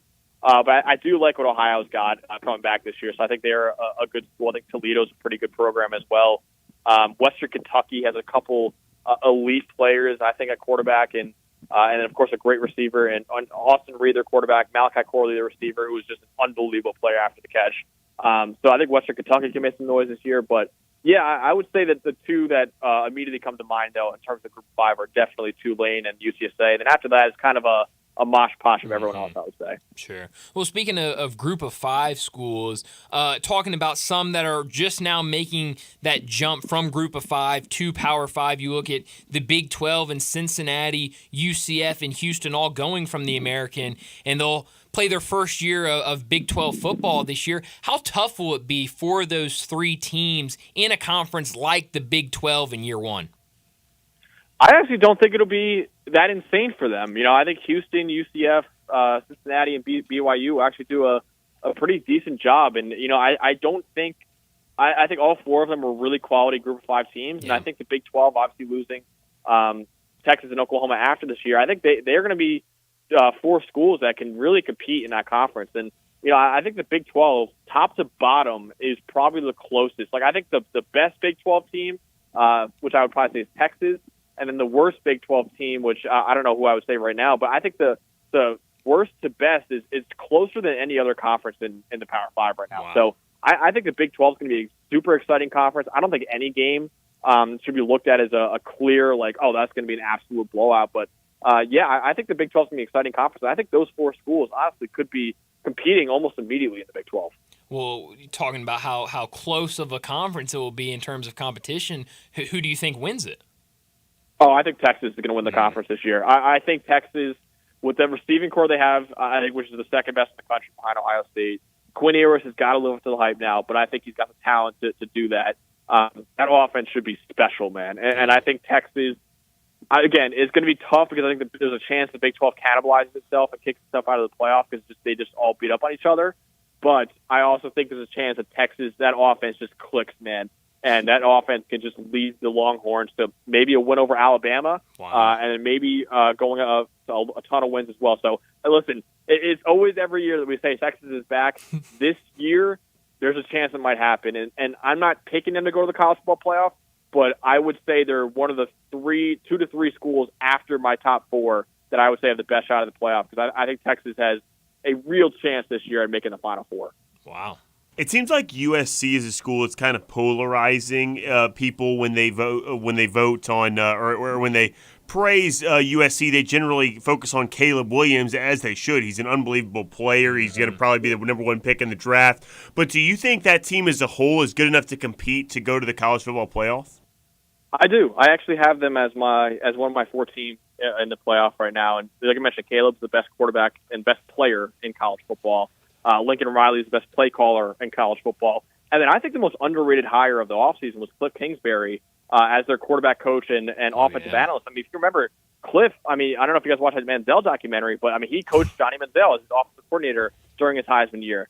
Then he coached Patrick Mahomes at Texas Tech. Then he coached Kyler Murray in the NFL with the Arizona Cardinals. All 3 of those quarterbacks, what they have in common, they all excel outside of structure and outside of the original play design. That is exactly what Caleb's biggest strength is. So I think Cliff, I mean, listen, I don't think USC needed much more help offensively with Lincoln Riley and Caleb Williams there. But now you add Cliff Kingsbury into the fold, man. I mean, that is going to be stupid. I think it's the best offense in the country, potentially. Wow. And I think the receiving core is one of the best in the country, too. And the offensive line is a top 5 offensive line in the country. So, yeah, expect a lot of points out of Los Angeles. But you're right. I think the defense was the 9th worst in the country last year. They're going to make an improvement, I think. They got 9 transfers on the defensive side of the ball, I think, and 7 of them I expect to make immediate impact. So I think the defense will be improved. But you're right. The biggest question mark is whether or not that defense cannot be an absolute liability like it was last year, because on offense with Caleb Williams there, they're going to be scoring a lot of points. Yeah. Talking to Max Chadwick, college football analyst for PFF. Go give him a follow on Twitter at Max Chadwick CFB for some really great content on his Twitter page. He also does the Preferred Walk-On podcast where he interviews a lot of these guys that we're talking about. And one guy that I know you had an interview with probably a month or so ago, and you wrote about him today. If people want to go over to PFF where you talk about your college football award predictions, you have Jordan Travis winning the Heisman Trophy this year. You mentioned earlier you're very high on this Florida State team. A lot of people here locally kind of keep an eye on that Florida State team because of what Mike Norvell did here in Memphis. But for Jordan Travis, I mean, what steps do you expect for him to see kind of another year in that offense, and what makes him your pick for the Heisman this year? Yeah, well, listen, guys, I mean, I am super high on Florida State. And Travis, who I was able to talk to, it's funny because I picked him to win the Heisman Trophy, and I actually talked to him about being a top Heisman candidate. He goes, man, I could not care less about the Heisman Trophy. Wow. He goes, all I want to do is win a national championship, which I love, which is awesome. But yet I still think he's going to win the Heisman Trophy, even reluctantly so for him, maybe, if he wants to be in the playoff. And I think they will make the playoff this year because that roster is loaded. And then not only is he the quarterback of a loaded roster, which usually, I mean, you saw last year, 3 of the Heisman finalists were on teams who went to the playoffs. So it's important that you're on a winning team. And you can make the case that Stephen Bennett and Max Duggan probably shouldn't have been there in New York. But if you're on a winning team, they're probably going to put the quarterback of that winning team in there. Not only that, though, Jordan Travis, I think, is the third best quarterback in the country behind Caleb Williams and Drake May. He had the second highest PFF grade last year in the Power 5 behind Caleb Williams. He's a terrific quarterback, man. And, as much of the Heisman is about, stats and who has the best season, it also is a narrative-driven award. And you'd be hard-pressed. If Florida State lives up to the hype this year, there will not be a better story in college football than Florida State being back and relevant. So that's why I think TCU was with the story last year. I think Florida State will be the story this year with Jordan Travis. So because of the stats, because of the fact that he's the top 3 quarterback in the country, and because I think Florida State is going to be a college football playoff team this year after not being a great team, let's face it, for the last few years. That's why I think Jordan Travis will come home with the coveted stiff arm trophy. I would love to see him win a Heisman. I loved watching him last year. Obviously, kind of keeping an eye on that Florida State team. Another name I see on this story is Travis Hunter as the most versatile player, and I mean very clearly it sounds like he's planning on playing both wide receiver and cornerback for Colorado. But for that Colorado team, I know a lot of talk about this group coming into year one of this kind of new look team under Dion, but I remember looking at their schedule a couple months ago. I don't have it in front of me right now, but if I remember, a very challenging schedule for Dion in his first year. I know week 1 against TCU. I think he's got Utah early in the season as well. What do you expect from this team, and what do you expect from Travis Hunter? Yeah, so listen, I think the expectations should be low for Colorado, to put it frankly. I think I saw a stat somewhere where, from a sports book, that they're the 6th most bet on team to win a national championship, and good Lord, that to me is practically burning money. I mean, let's face it, they're one of the worst teams in college football last year.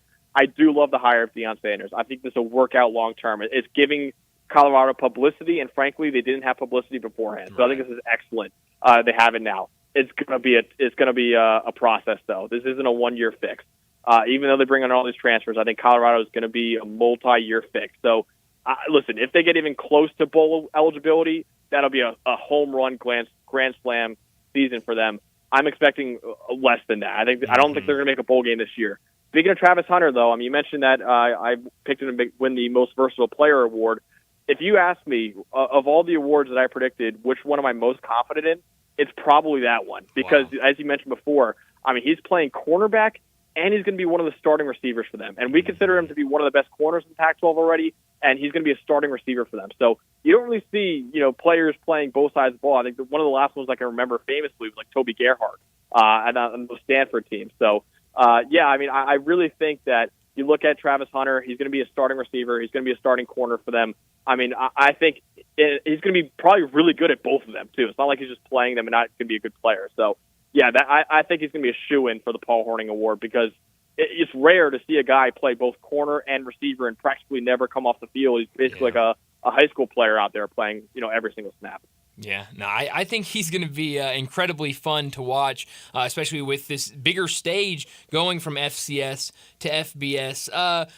I saw a lot earlier today, I guess. I'm very excited about this coach in his first year at Charlotte, Biff Poggi, who came from Michigan. I don't know how much you've seen of his antics this offseason, but kind of a late bloomer in terms of coaching, coached some high school football, and then is with Michigan, now the head coach of Charlotte. And it seems like he's bringing a lot of energy to that program. They're not going to be very good this year, but a lot of energy, I should say. It sounds like they're going to have an ESPN Plus documentary. He's trying to get the boosters up to kind of build some bigger facilities. Do you think Biff Poggi can kind of turn a program like Charlotte in a big season, or big city, I should say, around a little bit? Yeah, I think there's a chance for sure. I think that Charlotte, obviously, like I mentioned before, has not been doing great recently. They are a relatively new FBS school. They joined in 2015. This is their first year in the American Conference, though, so a big, big jump for them from Conference USA. So listen, you take a 3-9 Conference USA team and you put them in the best Group of 5 conference in the American. It's going to be probably an even bigger jump. But like you said, I really like their new coach right now. And you mentioned he came from Michigan, which is a great program. I trust a lot of the assistant coaches that come out of Michigan. So I think he's going to be the right guy for the job. And that was probably one of my favorite hires of the season, was him going to Charlotte, because I really think that Biff Poggi could be the guy for Charlotte long term. And it's not an easy place to win, especially with it being a new FBS school. But I think he's a great hire for them, and I'm excited to see what he can do for them in the near future in the American Athletic Conference. Yeah, Max. Last thing for you, we were talking a lot about Hard Knocks earlier with episode 2 coming out last night following the Jets. If you could have a Hard Knocks documentary this offseason, starting in early August when fall camp starts, going all the way up to week 1, following one college football program this offseason, who would it be? That's a great question. So when the quarterback series came out on Netflix, I put it out. The 3 quarterbacks I would love to see a documentary on, and them following throughout the whole season. I said Caleb Williams, because he's the biggest superstar in the sport. Sure. Quinn Ewers, because obviously all the hype around him, and Arch Manning being behind him, and Texas potentially being back. But the one I would answer for this question is Shedeur Sanders, the Colorado quarterback, because that Colorado program right now looks like it's a little bit of a circus, and you don't know what you're going to get every single day with Coach Prime there. So I mentioned him as the other guy I would want to see, because I frankly just want a camera crew on Colorado all season, because I think it is probably one of the most interesting programs in college football right now. So to answer your question, I think a camera crew following around Colorado. I saw there's a brawl a little bit last night at the yesterday at the practice, and Dion even said, he's like, I'm not mad at the brawl. I'm mad that not everyone got involved. He's like, I want these guys sticking up for each other. So, I think it would be an exciting program to follow along in a documentary. Sure. Well, with Dion, that could very well happen. Maybe next year we really could get a documentary covering Colorado football from on a week-to-week basis. But Max, thanks so much for joining us. This was a lot of fun, and let's do it again soon. Thanks, Max. Of course. Thanks so much for having me, guys. Thanks, Max. Max Chadwick joining us, college football analyst from Pro Football Focus. He's also the host of the Preferred Walk-On podcast. You can follow him on Twitter at Max Chadwick CFB. But let's go ahead and get to a break. When we come back, we'll talk about what's trending. You already know you can listen to Sports 56 anywhere with the Sports 56 app or at sports56whbq.com. But you can also watch us daily with live video of all of our shows on Twitter, Facebook, YouTube, and Twitch. So you've decided to get yourself some culture and go to the Orpheum to see a Broadway show. Well, why stop there? Thanks to a partnership with the Orpheum, 117 Prime, Memphis' premier downtown dining destination, is offering the Orpheum pre-show menu. 3 courses just right before enjoying a Broadway show. Choose from a Caesar salad or French onion soup to start, a 7-ounce flank steak or pan-seared salmon for your entree, and top it off with carrot cake for dessert. If you're an Orpheum Perks member, you can get a special price. All this culture and great food thanks to the Orpheum at 117 Prime. Response to the all-new Genesis Diamonds has been incredible. Hey, it's Eric Hasseltine, and listen up. People are loving what Genesis has brought to Memphis. It's more fine jewelry than you've ever seen in one place at prices you never thought possible. What's the Genesis secret? The owner was born and raised in the diamond industry in Tel Aviv. After selling wholesale to ordinary high-end jewelry retailers, he hated the insane markups they were getting away with. So he stopped selling to the stores and started selling direct to the public. That philosophy is still what drives Genesis as they continue to sell the highest quality diamonds at true, no middleman direct importer prices. With international connections and massive buying power, Genesis has what it takes to beat anyone else's price every day on every diamond. This goes for natural diamonds as well as lab-grown diamonds. Discover Genesis Diamonds, forever changing how people in Memphis buy diamonds and fine jewelry. Now open in Poplar Commons at Poplar and Perkins Extended, the official jeweler of the Tennessee Titans. The utterly inspired all-electric EQE sedan from Mercedes-Benz, an adventure for all the senses. Available energizing comfort technology links together a multitude of comfort settings to precisely suit your mood. You can set massage functions, cabin climate, ambient lighting color, access specially curated mood playlists, and even select the fragrance inside the cabin. Getting in's the easy part. Once inside the beautifully designed cabin of the all-electric EQE, you'll never want to get out. Vehicle so smart, it can also adapt to your preferences over time, learning your habits and making helpful suggestions. It can even recognize you from your fingerprints through biometric ID, automatically setting everything exactly to your liking as soon as you get inside. The Mercedes-Benz EQE, an electric sedan you can truly make your own. The vehicle's all electric, the feeling all Mercedes. Test drive the EQE today at your local dealer or learn more at mbusa.com/EQ. Memphis' oldest restaurant, Coletta's, was established in 1923 to give Memphians the best Italian food possible. I'd say they got it right. They are the creators of the barbecue pizza.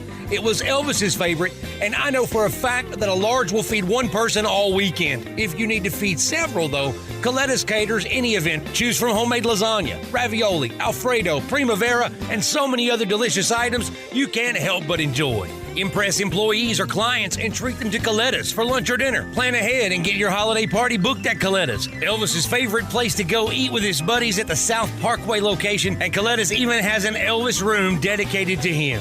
Call Coletta's on South Parkway at 948-7652 or Appling Road at 383-1122. Coletta's. It was Elvis's favorite, and it should be yours too. Coletta's, now celebrating 100 years of Memphis' best Italian food.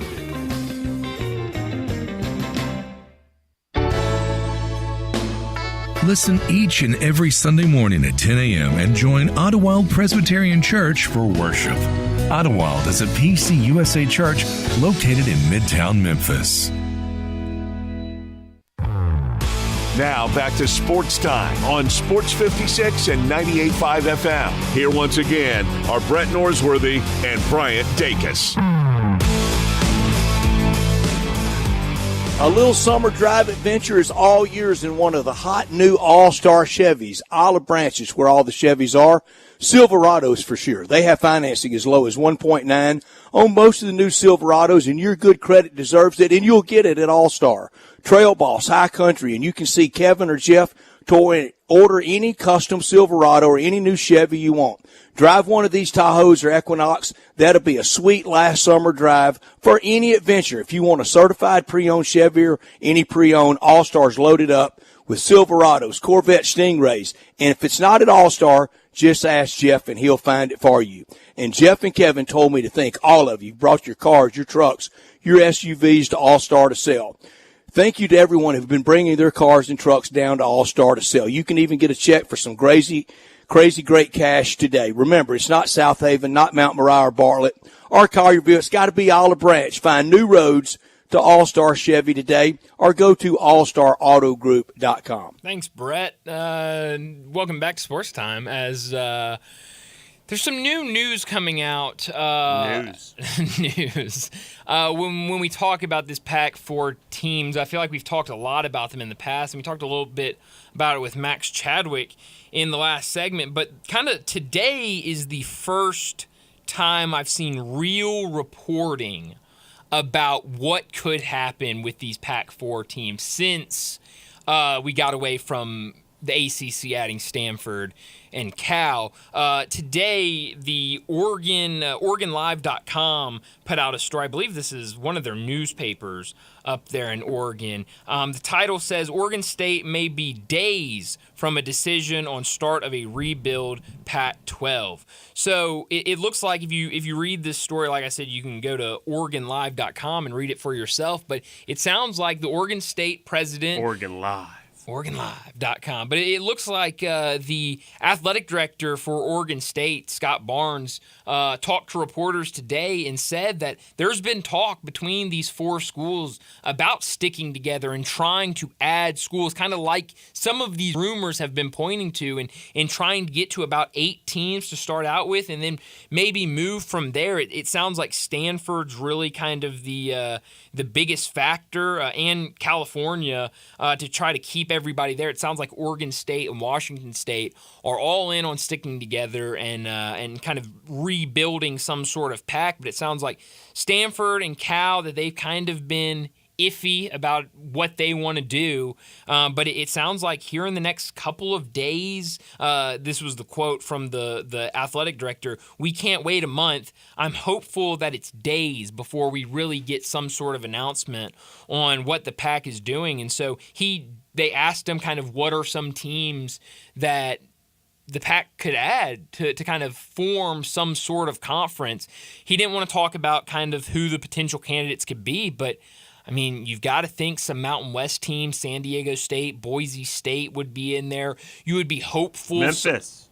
Well, I was just getting there. Did I jump? Well, you stole my joke earlier, so yeah, I took it back.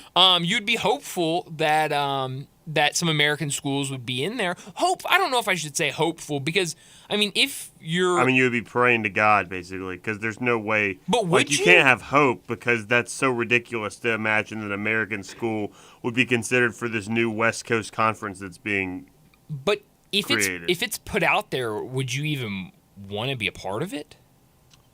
Like, yeah, let's say the Stanford and Cal outweighs every other school in your league right now, I feel like. That's true. And the money they would potentially make would outweigh all the money you can potentially make in your conference now, would it not? I would think so. I would think so, I wonder too. how much, though. Because, I mean, I'm not an yes, economist. you have I don't know. Stanford. That's a good point. You have Stanford and Cal, and Oregon State's a really good program. But other than that, it sounds like it's going to be built of group of 5 schools outside of that. Yeah, that's true. So, I mean, now what I would love, I've seen some rumors maybe saying that you could try to sell something to Gonzaga to get them in all the other sports, except for, obviously, they don't have a football team. I would love to be in a conference with Gonzaga and Stanford. For basketball. For basketball. San Diego State has been a really, really good basketball program over the last 4 or 5 years as of recently. So, I mean, I would love that for basketball. And for football, I mean, I would love to play Stanford. I mean, when you talk about Stanford, they've been really good the last 15 or so years in terms of recent history. Those would be some late road games, brother. That's another thing is do you really want to be tuning in from a fan perspective? That has nothing to do with a decision that would be made by the schools or the athletic department. But it'd be more based on travel than we'd play games at 9:30 at night. But I just don't. And who would you? I mean, ESPN would ESPN kind of renegotiate with the Pac-12 or with the Pac? It would probably work out well for them. It would make their timetable of game windows much larger than it would be otherwise. Especially, I mean, just depending on. So I mean. So you don't have to do as many Big 12 later games. Mm-hmm. You can just do these in California time. Oh, absolutely. But and obviously, I said this when we talked about it yesterday and when we talked about it earlier today, there's a lot of rumors out on social media, on Twitter or X, whatever you call it now, about what could happen to the Pac. I've heard the Pac's going to take the top 4 schools from both the Mountain West and the American. I've heard rumors that the American is going to form with these Pac-4 teams and take 2 or 4 Mountain West teams and form this mega conference. I've heard that the American's going to disband and the top 6 or 8 schools from the American are going to go to this new Pac whatever. So, I mean, there's a lot of different rumors, but Is that all you've done the past 24 hours? You just look up rumors? No, they just pop them on my Because it seems like you've listed so many. It seems like that has to be all you've had time to do over the last 24 hours. I get on Twitter to look at the latest things that are happening in the world, and it's like every single tweet is about it's this. Well, and you know what it is. You know what it really is. The algorithm. It's exactly. It's not me wanting to find these things. It's Memphis Twitter seeing these and retweeting them, liking them. It's starting to circulate in this area because it's the possibility of Memphis being in a Pac whatever, and so it's on my timeline. I see. Which I don't hate it. There's another theory that maybe Apple could still be in play for it, and so you could have some sort of media deal with Apple, which I don't know if I would like. There's also the Big Bang Theory. What's that? A show that was on CBS for the last about 12 seasons, I think. Yeah. Jim Parsons played a nerdy guy. Kaylee Cuoco played their attractive neighbor. One of my buddies' fathers tells me I remind him of Sheldon. No, you don't. I disagreed as well. But I think you just call me a nerd. Or maybe lame. Maybe he was calling me, you're... Nerds generally pronounce words better. You're lame. Is that what we're just going to do for the rest of eternity, is make fun of my pronunciation skills? Yep. Seems fair, I guess. But Scott Tolzien. What do you want from me? Nothing. Really? Nothing. What do you want from me? But no, I am glad, though, that we are getting some real reporting on what could happen with these schools. Yeah. Sort of. You just cited a bunch of Twitter rumors. Well, because those have been, I mean, for the last 4 or 5 days, that's all you've heard about is just these rumors. And so now, finally, it seems like some sort of journalism is taking place. No, that's good. You're right. That is good. And I like to see that because, some concrete evidence in place. Like the athletic director said from Oregon State, we can't wait a month. We've got to figure something out in the next days or weeks and try to figure out kind of what is the next step in terms of trying to get some sort of conference built. Or if not, they've got to find a landing spot unless they want to go independent. Yeah. I wonder why they call it Hump Day. I guess it's because it's the middle of the week, and it's like getting over the hump, I think that's exactly like you have to climb over. I'm feeling it today, man. Are you? Because you would think Hump Day, generally when I think of Hump Day being in the middle of the week, I think of about noon on a Wednesday. Mm-hmm. But no. It's getting through the full day Wednesday, and I tell you what, it's 5:39 right now, boy. I tell you what, man, I'm feeling it right now. It's Hump Day to the nth degree. Woo! Can't wait. And Wednesday. Tomorrow's Thursday, baby. Golf on all day. Some day baseball on during the day tomorrow, too. That'll be real nice as well. Really propel you through the end of your week there, man. And then it will I'm sorry, you were talking about something. And then it will be Friday. And then it'll be Friday. Oh, man, and Friday comes here. And then it's all over. I mean, then it's a downhill sprint to the end of the week. And it's the weekend. Cheers to the freaking weekend. And then we'll have week 0. It will be week 0 week. So that's exciting. That's next week. That's what I'm saying. After we get through the weekend, we're talking about all these days that are coming up. When do they don't start that till Saturday? Do they play a Friday game? No, Friday games? Saturday. High school football Friday night. That's right. I'm excited. I like high school football. That'd be cool. It will be. I did see earlier today the University of Memphis announced that they have sold about 11,000 season tickets for this season. Well, what? You don't like these? You don't like these topics I'm bringing to the table? You don't have to say. You don't have to share with the audience all of my facial expressions. No, it's a facial expression. You audibly go. It was a heavy breath. Just say something. That sounded a little bit like a scoff, but it was not. Anyway, Bryant. How does that make you feel? On with your news. Go ahead and say your news. University of Memphis announced what? I think Deputy Athletic Director Jeff Crane said that they've sold about... Friend of the station. You're absolutely right, with mornings. 11,000 season tickets. That's great. Right now. Is it? For football? For football. Good deal. We're 2 weeks away from the season. Is that not a lot? I mean, how many does it hold? How many is it supposed to be? Just tell me what the answer's supposed to be, and I'll say that. It holds about 58 to 60. Dang, it should be more. That's too bad. I think it could be more. There's a quote in here. Jonah Dillon from the Commercial Appeal talked to Jeff Crane today, and Jeff Crane said, "We're on pace to reach the numbers we had last year. We're a little over 11,000 season tickets, so we'd like to be in that 12,500 to 13,000 range.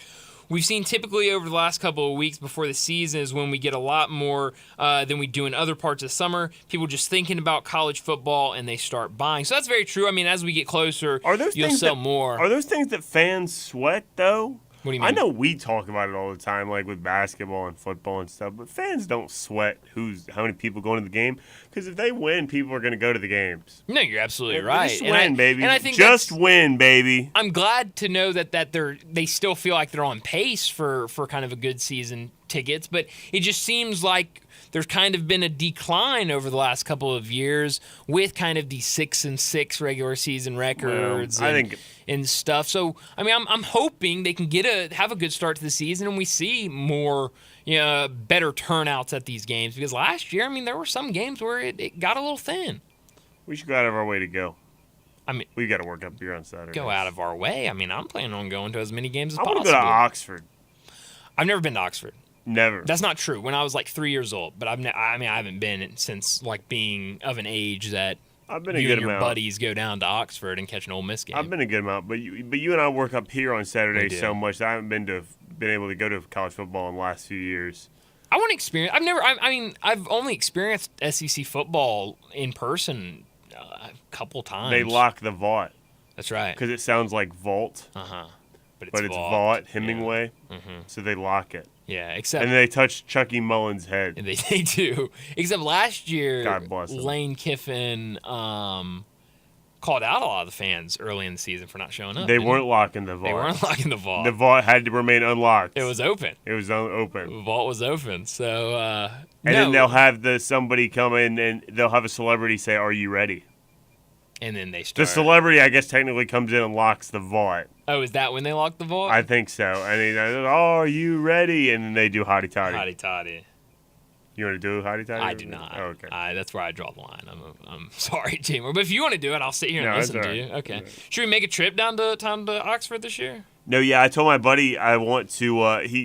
They go all the time. His uncle played there. He's a good, really good player. Yeah, you told me about him. I want to go down there for one of these bad games at the beginning of the year. So like Mercer or Georgia Tech? Yeah, I wouldn't mind going to see Georgia Tech. That's what I said was Georgia Tech would be a really fun one. You know who I learned like 2 days ago is the head coach of Georgia Tech basketball now is Damon Stoudemire. That's right. Replaced Josh Bastner. I didn't know that. I like Damon. Mm-hmm. Really good job at where was he at? Pacific, I think. That sounds right. Did a good job at Pacific. It was either I always get confused Pacific and Pepperdine. But I think it was in California, so that's not right. So I think it was. Because Pacific's in the Northeast, right?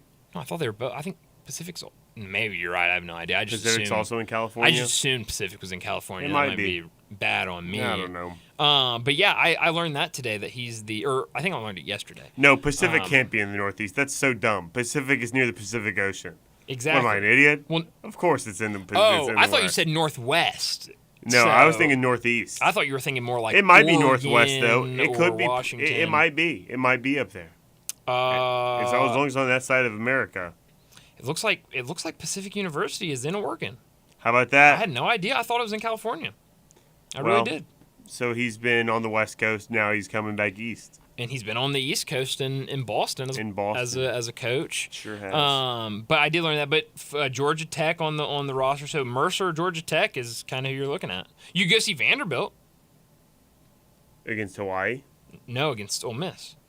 Oh, about yeah. Times you can go No, down to I Oxford. do want to go see Clark Lee. I do want to go see that team. And UL Monroe is also another, I guess you could consider bad game. No, the one you already named the one I was looking at was Wake Forest. That one looked really compelling. They don't play Wake Forest. I mean, not Wake Forest. Georgia Tech. Georgia Tech. It's the same, Same color. colors. It's the same league. The logos both have 2 letters. I get it. It's hump day, man. It's 5:45. I'm checked out. I'm gone, brother. Let's get to a break. When we come back, we'll wrap up today's show. Taco Bell Crunch Time. Start your day with Sports 56 Mornings with Greg Gaston and Eli Savoy. Weekday mornings from 7 to 10, right here on Sports 56 and 98.5 FM.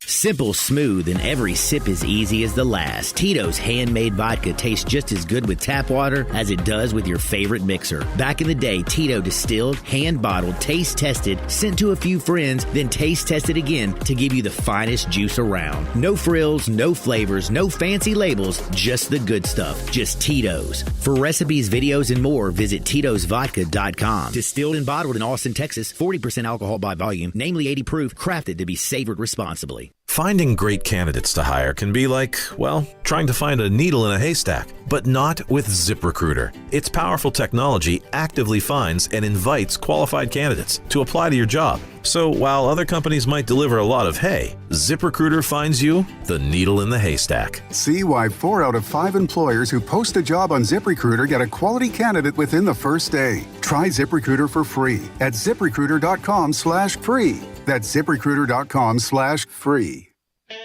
Hi, this is Troy Fivesh, owner of Fivesh Roof Services. If you need a new roof for your home or business, we hope to hear from you and will work hard to earn your business. We are experts and certified in residential and commercial roofing, siding, and gutter installation. I have been serving the Memphis area for over 20 years, and now with 2 of my sons working with me, we plan to be here for years to come. So if you need a roof, please give us a call. On a personal note, what a great time it is to be a Memphis sports fan. With the Grizzlies and the Redbirds and 901 FC, not to mention Tigers football and basketball, it's going to be a fun year. Thanks to Coach Silverfield and Coach Hardaway and their staffs for their dedication to the student and athletes, the University of Memphis, the City of Memphis, and us fans. Five Ash Roof Services, a proud partner of the Memphis Tigers and the official roofer of the Tigers home team. Five Ash Roofing, fair, honest, and ethical. 367-0050 or MemphisRoofer.com. 367-0050 or MemphisRoofer.com. Five Ash Roofing, it's what we do. We're here for you. I can't wait for what's next, even with higher stroke risk due to atrial fibrillation and irregular heartbeat not caused by a heart valve problem. Eliquis, apixaban tablets, reduces stroke risk. It's the #1 cardiologist-prescribed blood thinner. Don't stop taking prescription Eliquis without talking to your doctor, as this may increase your risk of stroke. Eliquis can cause serious and in rare cases fatal bleeding. Don't take Eliquis if you have an artificial heart valve, abnormal bleeding, or have antiphospholipid syndrome. While taking, you may bruise more easily or take longer for bleeding to stop. A spinal injection while on Eliquis increases risk of blood clots, which may cause paralysis, the inability to move. Get medical help right away for unexpected bleeding or unusual bruising, or if you have tingling, numbness, or muscle weakness. It may increase your bleeding risk if you take medicines such as aspirin products, NSAIDs, SSRIs, SNRIs, and blood thinners. Tell your doctor about all planned medical or dental procedures. Learn more at Eliquis.com or call 1-855-ELIQUIS. The Gossett Mitsubishi Summer Sales Event is still going strong at Gossett Mitsubishi on the Pike. Whatever vehicle needs you may be wishing for, we've got you covered at Gossett Mitsubishi. 41 MPG Highway that can turn on a dime, that's 2023 Mitsubishi Mirage G4. $17,395 or $249 a month. 2024 Eclipse Cross combines luxurious styling with cutting-edge technology, generous cargo room, and versatility. $29,100 or $399 a month. And the powerful and fun to drive 2023 Mitsubishi Outlander. $29,580 or $499 a month. And you'll always get peace of mind with Mitsubishi's 10-year, 100,000-mile powertrain limited warranty. That's Gossett Mitsubishi, 1870 Covington Pike, or shop 24/7 at MemphisMitsubishi.com. If you want it, we got it at Gossett Motor Cars. All 500 military rebate, G4 PH 06839, MSRP 17895, Cross RZ 00688, MSRP 29850, Outlander PZO 59809, MSRP 30080, includes all rebates and incentives, PF 695, excludes tax, title, and license. See dealer for complete details. Offer valid through end of the month with approved credit dealer stock only. Now back to Sports Time on Sports 56 and 98.5 FM. Here once again are Brett Norsworthy and Bryant Dacus.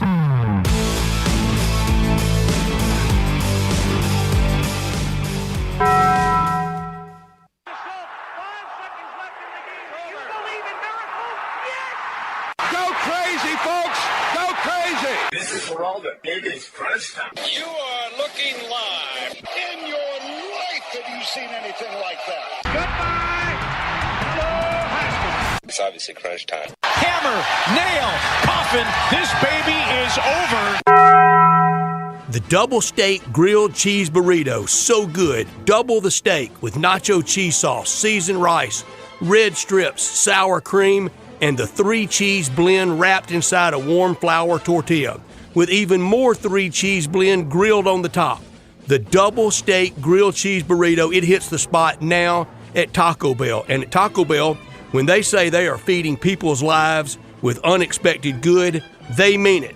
Bowl food you can't get anywhere else. What I learned today is earlier we talked about all of the wide receivers getting injured today in the National Football League. And I talked about Treylon Burks for the Titans, who had to be carted off the field. Kind of sounded like it was a very scary situation and that he could be out for a good amount of time. But just about 12 minutes ago, Ian Rappaport tweeting out that Treylon Burks suffered a LCL sprain during practice today after getting an MRI this afternoon, which is really good news because this only means Treylon Burks will only miss a few weeks. There's still a chance he could be ready for week 1. So it was a scare, but definitely I guess a positive outcome considering what the reports were coming out this morning. Wow, what a coincidence. That is also what I learned today. I mean, who would have thought that? That's crazy.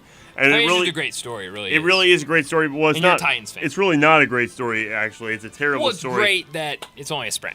It's great that they also got DeAndre Hopkins as a little bit of security in that regard, too. So something to watch for there. Absolutely. What I could have done without is kind of the construction going on at Vanderbilt right now. I think last week I saw a tweet.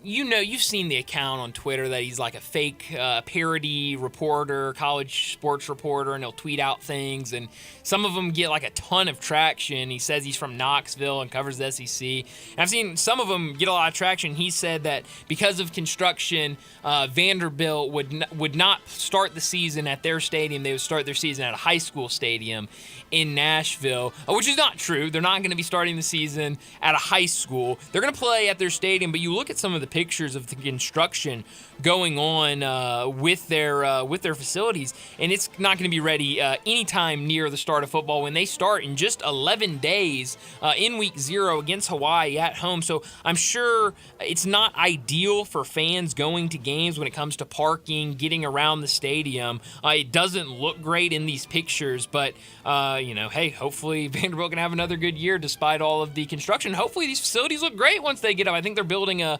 basketball facility in one of the end zones right behind the stadium. Yeah, what a coincidence. That's also what I could have done without today. We're locked in today. And I'll tell you what, the pictures look hilarious to see them filled, not finished. It's absurd looking. But before you laugh too much at it, I've heard a rumor that actually is a similar scenario that could be happening with Simmons Bank Liberty Stadium over the next few years. It's just a necessary evil to do this renovations is that's going to be happening while you're playing games because there's just not enough months in the year. Well, I mean, yeah, it looks bad now, but I'm sure it'll look good when it's done. It'll look good when it's done, and so yeah, don't laugh too hard, Tiger fans, right now, because you really could be in the same situation in just a year when the construction starts taking place. Where are you beaming tonight? I am going to Nashville, Tennessee. You teased this earlier, and I don't know what's going on in Nashville tonight. Tonight in Nashville, Tennessee is All Elite Wrestling Dynamite, and they will record their Friday Night Rampage show tonight as well. Look, I am not one of these wrestling lifelong gurus. I've just recently gotten into it, but it is super exciting, and AEW is doing it really, really well. They got really good stories going on here. Chris Jericho is one of the main fighters tonight. I highly recommend everybody tune into TBS tonight and watch Dynamite. I know Brian's going to be tuned in to watch it. Absolutely. 7 p.m. tonight, we're watching AEW Dynamite, baby, live from Nashville. Also, I mean, what a television night for us, because also Big Brother tonight. I mean, that'll be big time. Los Angeles tonight. So a ton to watch. I'm going to tomorrow the live eviction special too. That's right. That's I said it yesterday. We're watching a lot of television if you want to watch Big Brother. And I think the challenge is only twice a week, so the challenge doesn't come on until tomorrow. So a little less rigorous than Big Brother is. I'm going to beam to Cincinnati tonight for Guardians and Reds. Andrew Abbott. Jeez. Andrew Abbott on the mound for the Reds. Abbott's not like an obscure name. Noah Syndergaard on the mound for the Guardians. I've just gotten so used to saying it as a joke after I said it the first time that it just came out. I literally said it in my head correctly before I said it. I don't know what happened, but we did have a lot of day games today in Major League Baseball, so kind of a smaller slate tonight, but some good. We talked about the pitching matchups earlier today. There's some really fun matchups tonight, so enjoy all the action tonight. We'll talk to you again tomorrow afternoon.